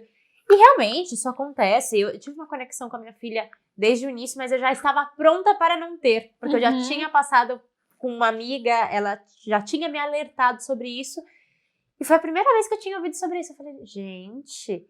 E é uma coisa que ela alertou, mas depois de ter passado, porque na hora que ela se sentiu mal por isso. E eu acho que se a gente não tem contato com esse alerta, eu imagino que a gente deve se sentir a pior mãe do mundo, e com uma culpa astronômica. Então, é muito importante nós, mães, você, mãe, entender que às vezes a conexão não é imediata, o vínculo não é imediato. E na entrevista da Luísa Vona, inclusive no Mamãecast, ela fala bastante sobre isso, e ela falou que ela se sentia meio que uma leoa, tipo, cara, isso é meu, não mexe, mas tipo assim, ai meu Deus, mas não transbordou isso aqui não, cadê aquele amor? O que aconteceu? Pra onde é que ela foi?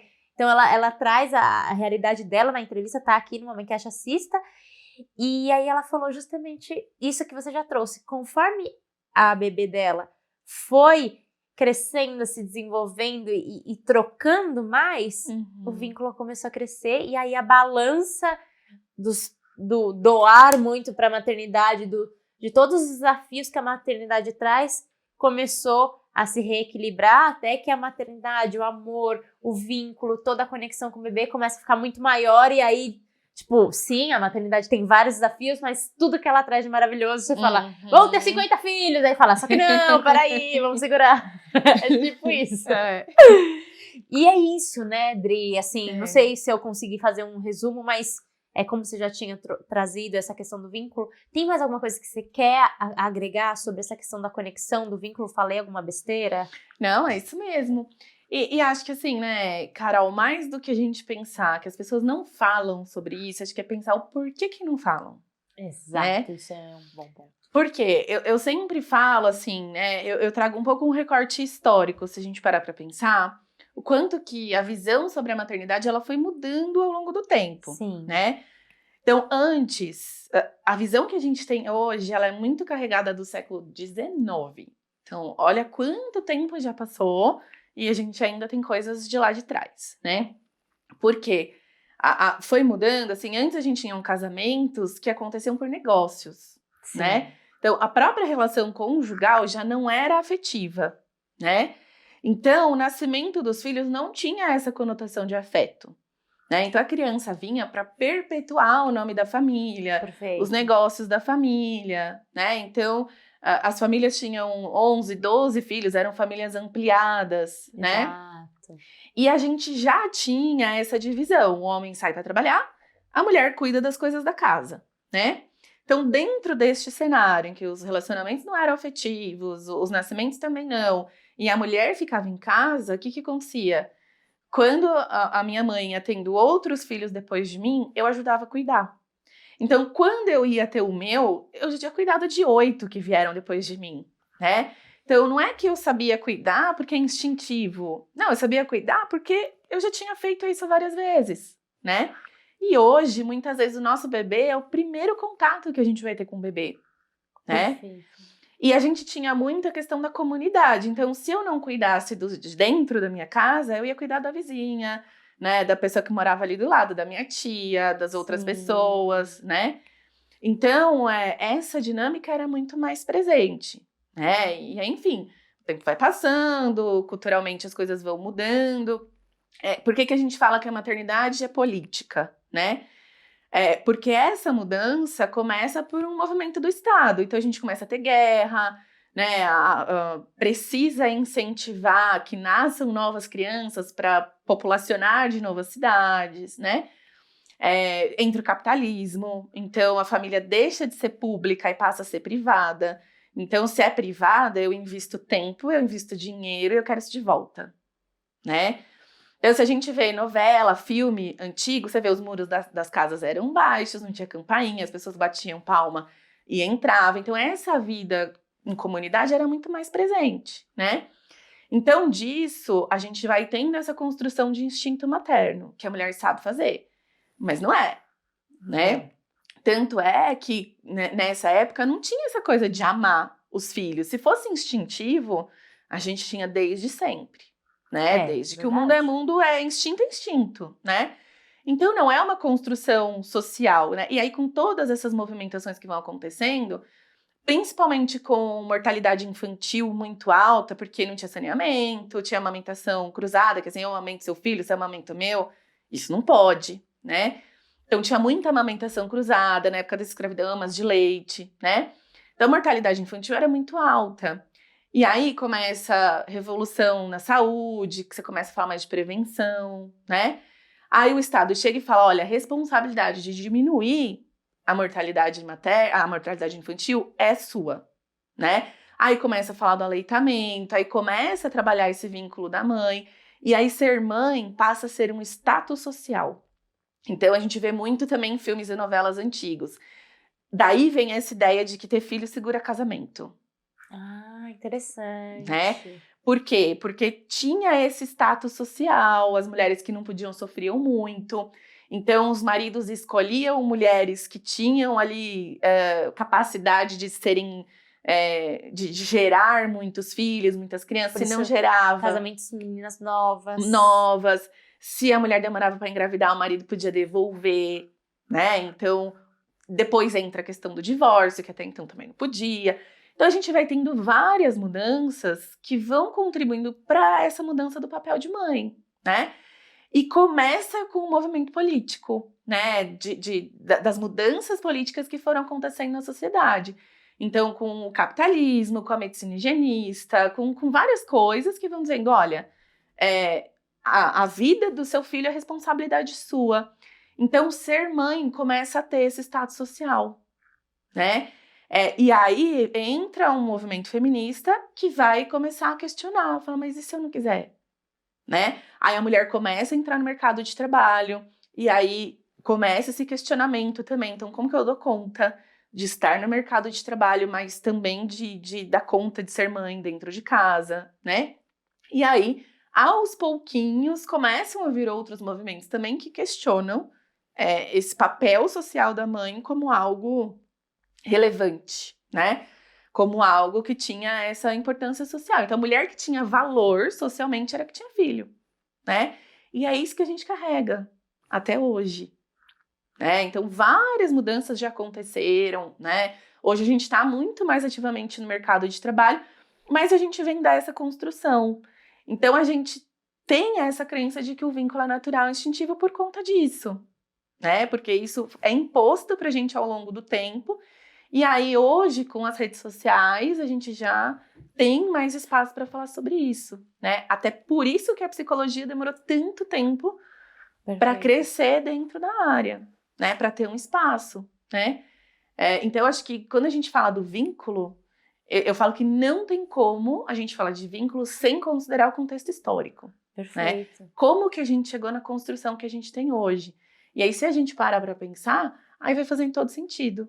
Né? Aí você fala, nossa, realmente. Realmente né? nunca teve vínculo, assim, nunca teve vínculo, é uma coisa que é construído e que talvez não, e que é uma coisa, entre aspas, talvez muito moderna, porque isso que você falou de as mães, não sei se não amavam, é uma palavra muito forte, né, mas antigamente os filhos, tinha 30 filhos, morria um monte, e assim, não existia aparentemente, né, a gente não viveu para dizer, mas aparentemente não tinha um luto tão grande como se fosse hoje perder um filho, porque dava uma sensação, você que estuda sobre isso, você pode até trazer, mas a minha sensação é que parecia que era mais um, e uma questão muito mais sobre os negócios da família, o nome da família, e passando, né, essa questão.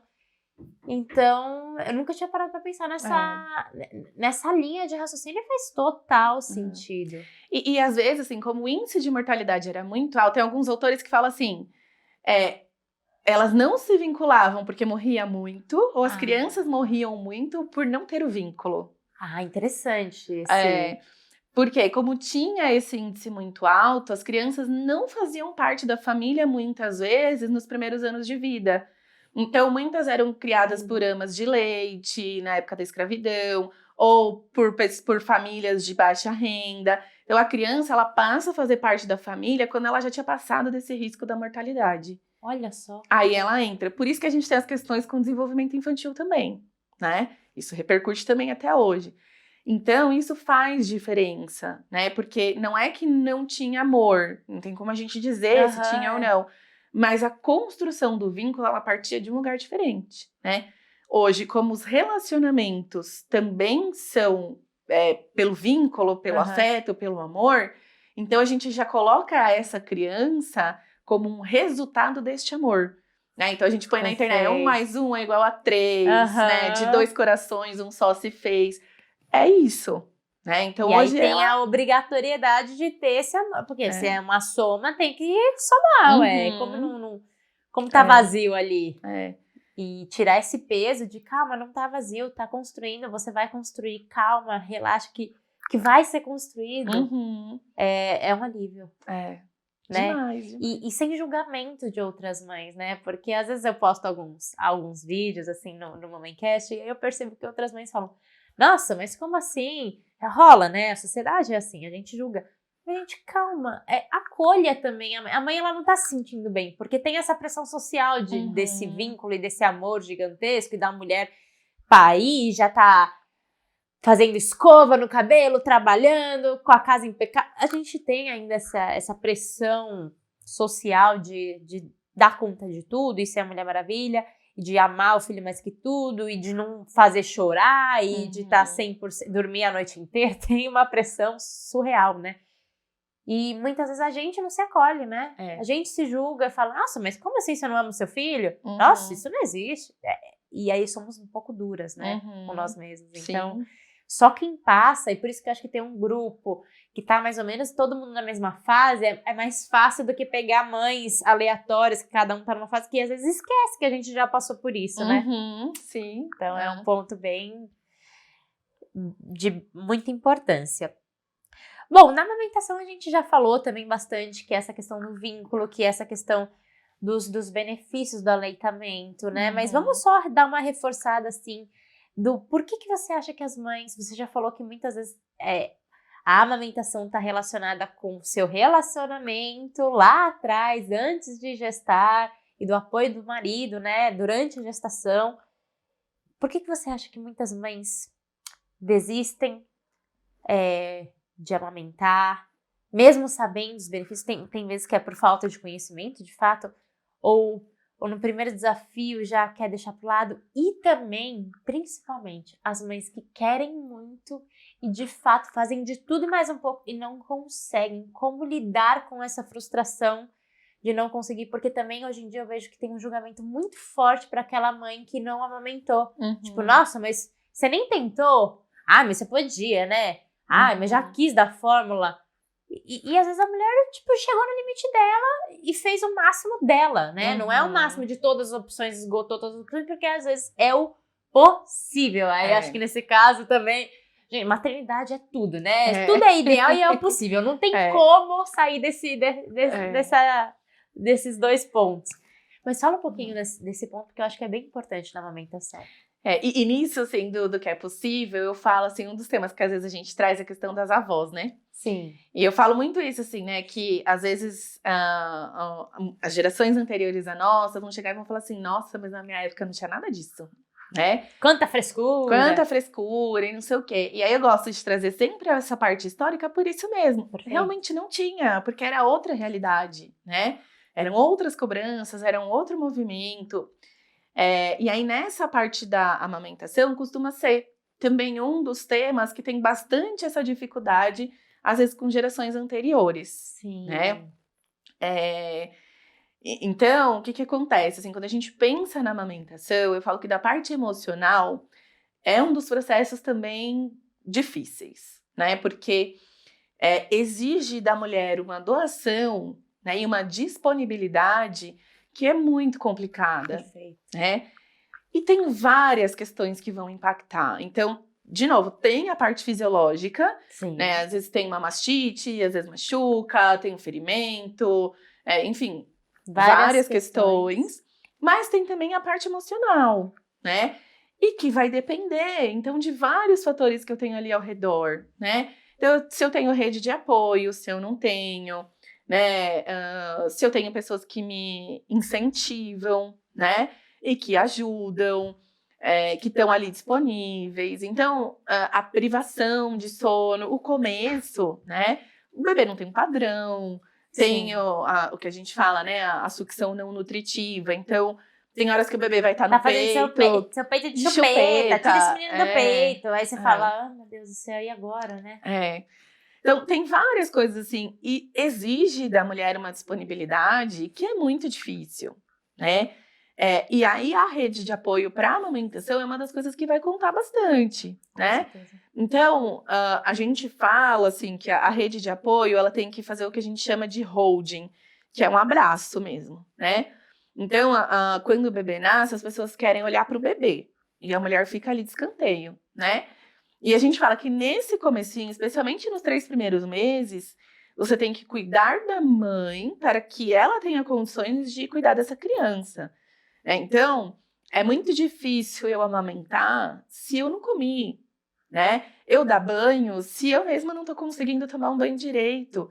Eu ninar uma criança se eu tô 3, 4 noites sem dormir, né? E a amamentação, isso conta muito, né? Eu falo que, assim, a gente tem que nem a Luísa falou, né, de pôr na balança. Sim. Né? Então, a gente tem que pôr na balança. E a amamentação, a parte emocional é muito delicada, né? E eu tive, assim, Carol, um start, uma vez que eu fui fazer uma campanha do Agosto Dourado. Tá. E eu pedi nos grupos relatos de amamentação para poder compartilhar, para poder postar e tudo. E eu conhecia a história das pacientes, né, das participantes, e eu vi que poucas chegavam, assim, né? E às vezes eu pensava, poxa, mas aquela lá teve uma história tão bacana, assim, de superação, né? Fiz translactação, que é tipo, era sondinha, Sim. tudo tal. E ela não compartilhou, e aí eu fui chamando algumas no particular para tentar entender. E aí que eu vi que quem mandou foram as pessoas que tinham tido um aleitamento exclusivo de sucesso, né? Então, que tinham ficado só no peito por 6 meses. Mas espera, as outras também são histórias de amamentação, né? A gente também precisa falar sobre elas. Então, aquela que ficou em aleitamento misto, que dava fórmula e o peito, eu também preciso compartilhar, né? E aí me deu um pouco esse start, assim, sabe? Uma virada de chave de falar, não, tem alguma coisa aí que a gente precisa olhar, né? Então, assim, eu falo que o emocional não é só qual o alimento que eu tô oferecendo, mas como. Então, por mais que fisiologicamente tenha inúmeros benefícios, não adianta eu ter uma mãe que tá amamentando exclusivo, mas que emocionalmente aquilo não tá bacana para ela, né? Eu tenho mães que falam assim, cada vez que eu penso em amamentar, me dá desespero, me dá crise de ansiedade, né? Então, assim, não é amamentar a qualquer custo, né? E isso a gente também trabalha no grupo. Qual que é o teu limite, né? E a possibilidade de repensar suas escolhas. Então, não é porque você fez uma escolha antes, né? Então, antes de falar, eu quero tal parto, eu quero amamentar até tanto tempo, eu não quero dar chupeta, eu não quero dar mamadeira. Tá, na teoria, é o que a gente falou, sou uma ótima mãe até ter filho, mas e na prática? Perfeito. Se na prática aquilo que você teve de expectativa não tá funcionando, vamos repensar. Tá né? tudo bem repensar, né? Exatamente. E aí, e essa culpa? O que você sugere para as mães? Porque eu tenho algumas colegas que não conseguiram amamentar e, cara, elas falam com dor, como se elas tivessem sido menos mãe, porque, não consegui amamentar e aí eu tive que dar fórmula porque eu tava esgotada, tava no meu limite, com a fórmula pelo menos meu marido conseguia revisar comigo à noite, porque isso é uma realidade, às vezes, de muitas mães que voltam a trabalhar cedo. Ou, enfim, N opções disso acontecer. E, às vezes, até tinha leite, ou tinha pouco, aí ficou com medo porque o bebê não ganhou o peso que precisava naquele mês, e aí fica com receio, enfim. O que você pode dizer para essas mães para dar um acolhimento, para ajudar elas a ressignificarem talvez um pouco isso, porque é dolorido também, e a sociedade também critica muito, sabe? Às vezes, ou o leite secou, porque passou um nervoso que não tinha a ver com o filho, mas que acabou vivendo uma situação... Existem N situações que podem acometer, né? Atrapalhar a amamentação exclusiva. Como que você pode ajudar um pouquinho essas mães? Geralmente, assim, é uma situação que a gente vai justamente olhar o contexto. Perfeito. Eu sempre falo de contexto. Por quê? Porque, às vezes, assim, duas pacientes, elas podem chegar para mim com uma questão muito parecida. Mas o contexto que cada uma está vivendo faz toda a diferença para a gente conduzir dali para frente, né? Então, a gente vai sempre olhar esse contexto. E acho que uma das coisas que às vezes traz essa sensação de culpa também é justamente toda essa construção que a gente vai tendo, né? Então, como se o meu corpo não fosse capaz, como se não fosse potente. Mas também a questão do vínculo, né? Quando a gente fala do aleitamento, e é isso que eu falo que a própria campanha da Gosto Dourado é uma campanha que a gente tem que ter muito cuidado na nossa comunicação. A gente vai falar muito da questão do vínculo. Mas na prática, é isso que a gente estava falando. Nem sempre a amamentação vai promover um vínculo saudável, né? E dá, às vezes, a entender de que, então a pessoa que dá mamadeira não vincula. Exato. Né? E não, né? Se emocionalmente aquele processo não tá bacana, às vezes eu vou vincular muito mais com o meu bebê se eu entrar com complemento, né? E não precisa ser extremo. Né? Até a Gi conta, né, no episódio com ela também, que ela fala, eu fiz o desmame noturno, né? Para mim já foi bacana, já funcionou bem, né? Então é justamente da gente ir fazendo esses ajustes, né? Então, de repente não vai ficar no aleitamento exclusivo, mas consegue um misto, né? É o que eu falo. Tem o ideal e tem o que é possível. Na sua realidade, qual que é o melhor que a gente consegue chegar? Né? Eu não consigo exclusivo. Beleza, um misto. De repente, é uma opção, né? Vamos trabalhar essa opção, vamos ver o que dá para fazer com ela, né? Porque vai depender de vários fatores, né? Não é só colocar no peito. Tem rede de apoio, não tem, né? Tá bacana no relacionamento conjugal, não tá? Como que tá a minha relação com a minha própria mãe, a minha relação com o meu próprio corpo, a minha relação com a sexualidade, né? Então, são várias coisas que vão impactar também na questão da amamentação. E tudo isso entra na conta, né? Quando a gente pega essa mulher que está se sentindo culpada, que não conseguiu, que está triste, a gente olha para tudo isso, né? a gente fala, você fez o melhor que foi possível nas condições que você tem. Acho que é sobre a mulher reconhecer todo o contexto, todos os desafios que ela enfrentou e se acolher, né, Dri? Ter essa, porque às vezes a gente... Uma coisa que eu gosto de falar para algumas pessoas, que quando tá passando por uma dificuldade, é assim, o que você falaria se uma amiga sua tivesse passando por isso que você tá passando, exatamente por isso? Você falaria que você é péssima mesmo, que é muito culpada? Provavelmente não. Eu gosto muito de fazer essa comparação, porque quando a gente fala, pensando por uma amiga, a gente provavelmente ia acolher, ia mostrar, nossa, mas olha, mas você tá passando por isso, você passou por isso, olha que desafio, você conseguiu no máximo que deu, tudo bem, você vai conseguir criar um vínculo, não sei o quê. A gente, enfim, iria acolher, ia dar um ombro, ia...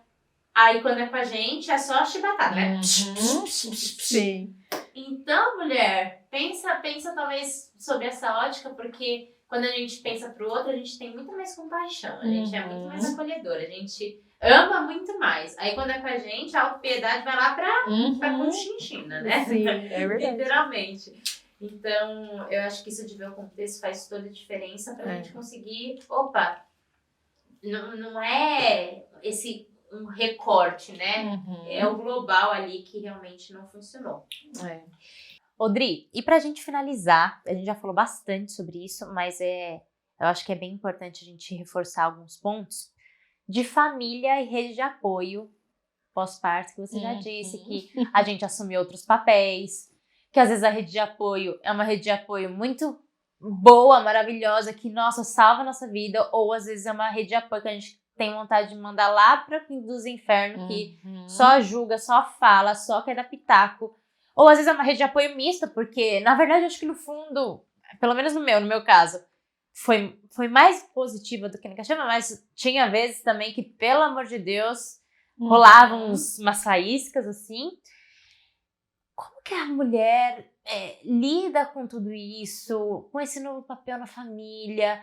Que conselho você daria para essa mulher, sabe? Quando a rede de apoio é muito desafiadora também e fica às vezes delicado, né? Falar alguma coisa, pedir para não vir, porque tem gente que é muito invasiva e se acha dona do pedaço. Tem alguns parentes que aparecem só vem e só vem e não vai embora, e aí você tem vontade de mandar embora, mas eu era daquelas que, gente, vamos lá, rotina da bela, ritual noturno, preciso de silêncio. Então, assim, graças a Deus eu tive muita sorte nesse sentido, mas tem muitas mulheres que passam por um grande desafio e aí não querem a rede de apoio, não querem aquelas pessoas perto, mas aí também se sentem muito sozinhas e ficam nesse dilema, é melhor fazer sozinha ou não, e aí se optam por fazer sozinha, às vezes, se lascam inteira. Fala aí a sua experiência sobre esse tema, porque é um tema muito desafiador. É polêmico. Polêmico. Essa questão da rede de apoio, né? Eu acho que o relacionamento conjugal também impacta, né? Porque é isso, assim, às vezes se você e o parceiro estão alinhados, né? Estão ali dentro da mesma construção, né? Que a gente falou, estão na mesma página, Perfeito. né? O casal vai fazendo esse movimento, né? Então, tem casais que às vezes só se olham, né? A mulher tá lá, só dá uma olhadinha assim, ó. E aí o parceiro já vai, né? Já faz o meio de campo ali, né? Muitas têm dificuldade, às vezes, com as sogras. Então, às vezes, o parceiro que faz essa comunicação também, né? Vai mediando essa relação, tudo. Então, a conjugalidade é uma coisa que impacta também na rede de apoio, né? Então, em ajudar a estabelecer esses limites, né? Eu já tenho, né, na verdade, várias pacientes que colocam a culpa nos médicos, falam, olha, a pediatra não autorizou visita antes dos 3 meses, né? Olha, essa é uma dica de ouro, Eu falo, se essa for a sua estratégia, manda ver, né? Abraça essa e vai, né? Então, assim, a gente vai tentando buscar algumas estratégias, mas eu acho que a comunicação é o que faz diferença, né? Porque muitas vezes é um papel novo para as outras pessoas também. Então, a gente não sabe qual que é o limite, né? Eu brinco, assim, né? Eu tive uma situação de uma paciente que falou assim, eu não consegui fazer o enxoval do meu filho, né? Porque a minha cunhada e minha sogra compraram tanta coisa que eu tive que esperar elas trazerem para eu ver o que já tinha, para aí sim eu poder comprar o que falta, porque elas compraram muita coisa, né? E aí eu hoje até brinco com a minha cunhada, né? Eu falo, Clara, cada vez que eu penso em comprar uma coisa pro neném, eu já venho isso na cabeça, eu já falo, não, deixa eu esperar, depois eu pergunto o que ela tá precisando e aí eu dou, né? Porque é isso, assim, né? Então, as pessoas se empolgam e querem fazer parte daquilo também. Quer dizer, elas não compraram por mal, né? Sim. Não foi a intenção de passar na frente dessa gestante, dessa mãe, né? E aí, muitas vezes, a comunicação, ela fica difícil, Sim. né? E é difícil porque, Carol, muitas vezes a gente vai... É o que eu falei, a gente vai ou para um caminho completamente diferente, ou vou seguir o mesmo caminho, né? E tudo isso vai impactando. E aí, às vezes, eu falo que, por mais que eu ainda não tenha filhos, que trabalhar com gestantes e mães mudou o meu papel como filha. Então, eu falo que eu sou muito grata. Antes, isso pra mim era uma questão, assim, eu falava, poxa, eu ia em eventos, todo mundo tava ali, tinha filho, né? E começavam a trabalhar com maternidade a partir da própria experiência, né? Então, eu ia em congressos de parto e falava assim, eu fiz curso de doula por causa da minha experiência de parto. Eu fui para psicologia perinatal por causa da minha experiência na maternidade. E eu não tinha isso, né? E eu falo que hoje eu agradeço, né? Hoje, para mim, é o contrário. Por quê?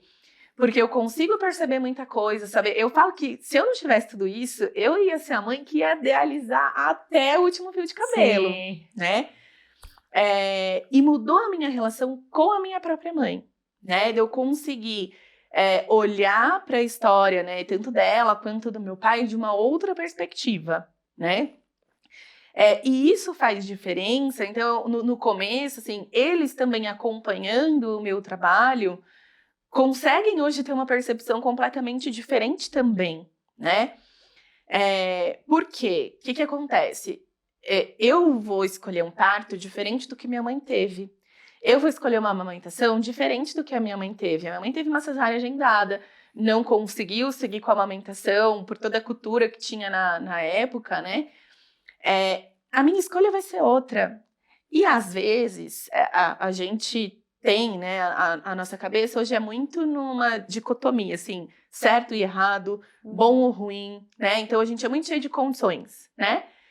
Uma coisa significa outra e não necessariamente. E às vezes a gente tem a sensação de que, assim, se eu escolho um parto normal, se a minha mãe teve uma cesárea agendada, ela pode se sentir ofendida com a minha escolha, né? Indiretamente, é como se eu estivesse dizendo para ela que ela escolheu errado. E isso acontece em todo... Depois que o neném nasce, tudo que você não faz conforme a sua mãe, conforme a sua sogra, conforme a sua tia, conforme até a sua amiga que foi mãe antes de você quer seguir por uma outra linha, muitas vezes você percebe que a pessoa se ofende.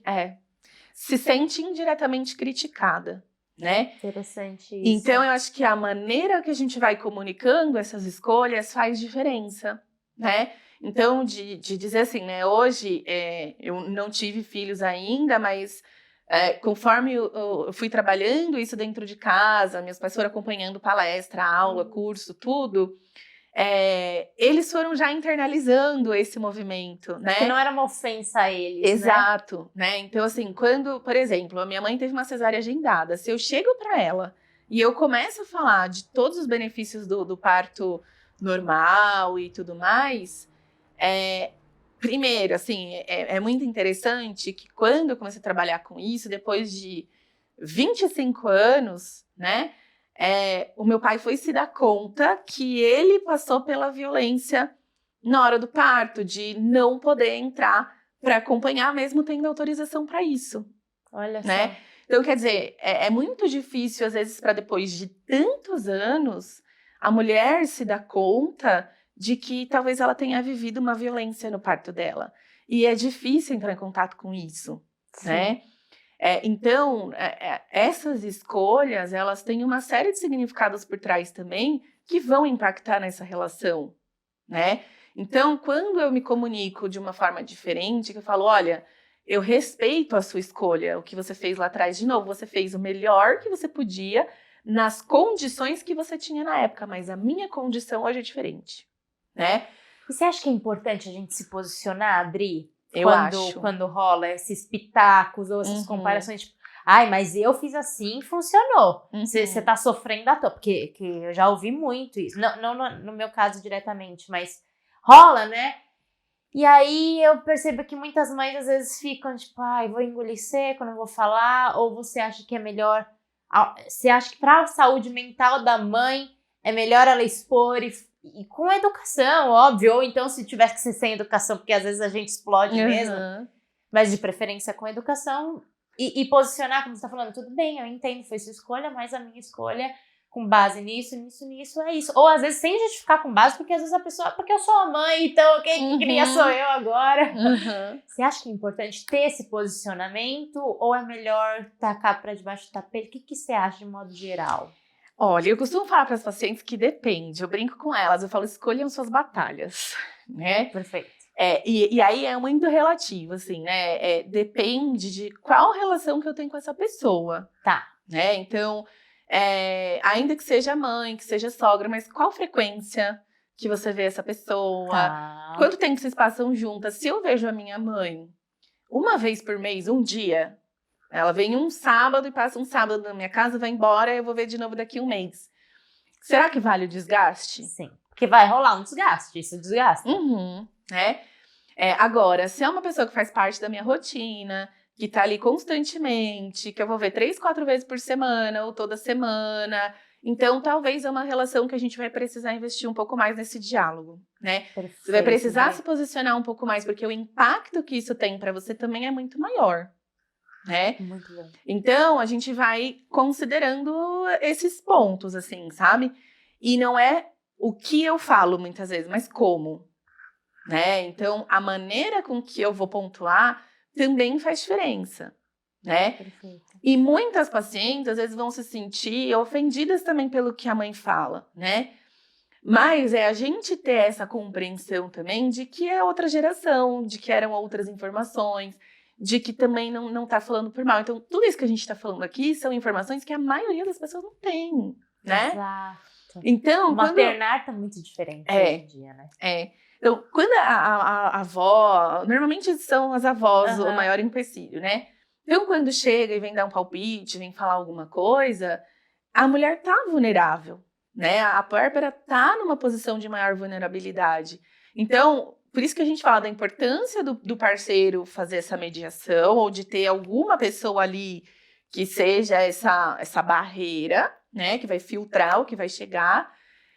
Mas disso, assim, observa qual o momento, em qual situação que vale a pena se posicionar, né? O quanto que isso te incomoda ou não, né? E como se posicionar, né? Para ser efetivo, porque senão a gente entra num cabo de guerra, né? Exato. Infinito, né? É uma comunicação não assertiva, né? Então a gente ajusta essa comunicação também, sabe? Perfeito. É dica de ouro essa aí de relacionamento com a família, hein? E pra gente finalizar 100%, seu conselho que você estamparia assim no outdoor, com base em toda a sua experiência de psicóloga, com perinatal, o que você falaria pra mães, futuras mães, puérperas, que assim, aquele conselho, chave de ouro, que assim, todo mundo precisa ouvir? Eu sou suspeita para falar, mas é de cuidar da saúde mental. Porque a gente acha que é só se tiver algum diagnóstico, e não. Né? Eu falo que o acompanhamento psicológico, a gente também traz ainda essa ideia de que é para louco, é para quem tá doente, é para quem tem algum diagnóstico, que são ideias muito equivocadas, né? E que, na verdade, assim, o acompanhamento, ele faz parte de um processo de autoconhecimento, né? Então, eu falo que a psicoterapia, ela te proporciona isso, autoconhecimento e escolhas conscientes, né? Então, eu falo, por exemplo, que hoje tem muitas pacientes que têm conflito, às vezes, com essa questão conjugal. Então, o meu parceiro não faz as coisas em casa, me incomoda, mas eu também aprendi que eu não tenho que ficar pedindo para ele fazer. E a paciente chega num conflito enorme. Não tá legal, mas eu também não posso pedir, eu também não posso ensinar, eu tenho que esperar ele se tocar, mas ele também não se toca e entra numa bola de neve, né? Então, acho que fazer este acompanhamento vai te ajudar a saber que, assim, você não tem a obrigação de fazer, mas pode ser uma escolha. Se dentro da sua relação isso faz sentido, por que não, né? Então, acho que o que eu deixaria, assim, é para cuidar da saúde mental nesse sentido, de fazer escolhas conscientes. Então, eu falo que são duas coisas que são importantes. E aí a terapia vai ajudar com isso. Primeiro, a nossa motivação. Então, o que me motiva a ser mãe? Cada uma vai ter uma motivação diferente. E a gente precisa olhar para a motivação. O que me motiva para um parto normal? O que me motiva para a amamentação? E o segundo, o significado, né? Então, quando a gente fala até da amamentação, para você, a amamentação vai ter um significado.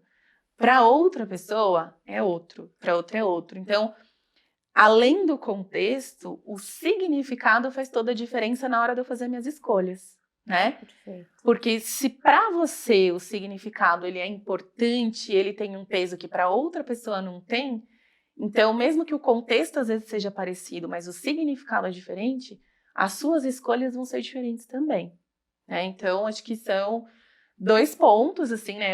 Três, né? O contexto, o motivo e o significado, que eu acho que são fundamentais. Se você não tem a possibilidade, né, de ter um acompanhamento profissional, de pensar nessas questões dentro das suas escolhas, mas se não, ter o acompanhamento. Hoje a gente tem vários programas também de atendimento social, né? Muito legais. Porque faz diferença de ter escolhas conscientes. E tendo escolha consciente, não importa o desfecho. Não importa se eu tive uma cesárea agendada, se eu tive um parto normal, se eu tive amamentação XYZ, você fica tranquila com a sua escolha, porque você entende tudo que tem por trás dela. Perfeito. Então, acho que isso é a cereja do bolo. A cereja do bolo. Maravilha, Dri, que rica a nossa conversa, assim. Eu tenho certeza que muitas mães gestantes curtiram demais. Deixa aqui seu comentário, a parte que você mais gostou da entrevista, o que falou direto pra você. E Dri, muito obrigada. Foi um prazer te entrevistar e ouvir tanto conhecimento. Eu que agradeço e estou à disposição. Depois, se quiser. Nas redes sociais, aprofundar. Lá, vai lá. Adri, no nosso encontro presencial, que eu nem tô pensando nisso, mas já pensei nisso agora, então vai estar também. É isso, Adri, obrigada, viu? Eu que agradeço. E você curta, comenta e compartilha. Deixa lá o seu like, compartilha com outras mães. Espero que você tenha gostado. A gente se vê no próximo encontro, na próxima entrevista. Beijo, Luz. Tchau, tchau. Tchau.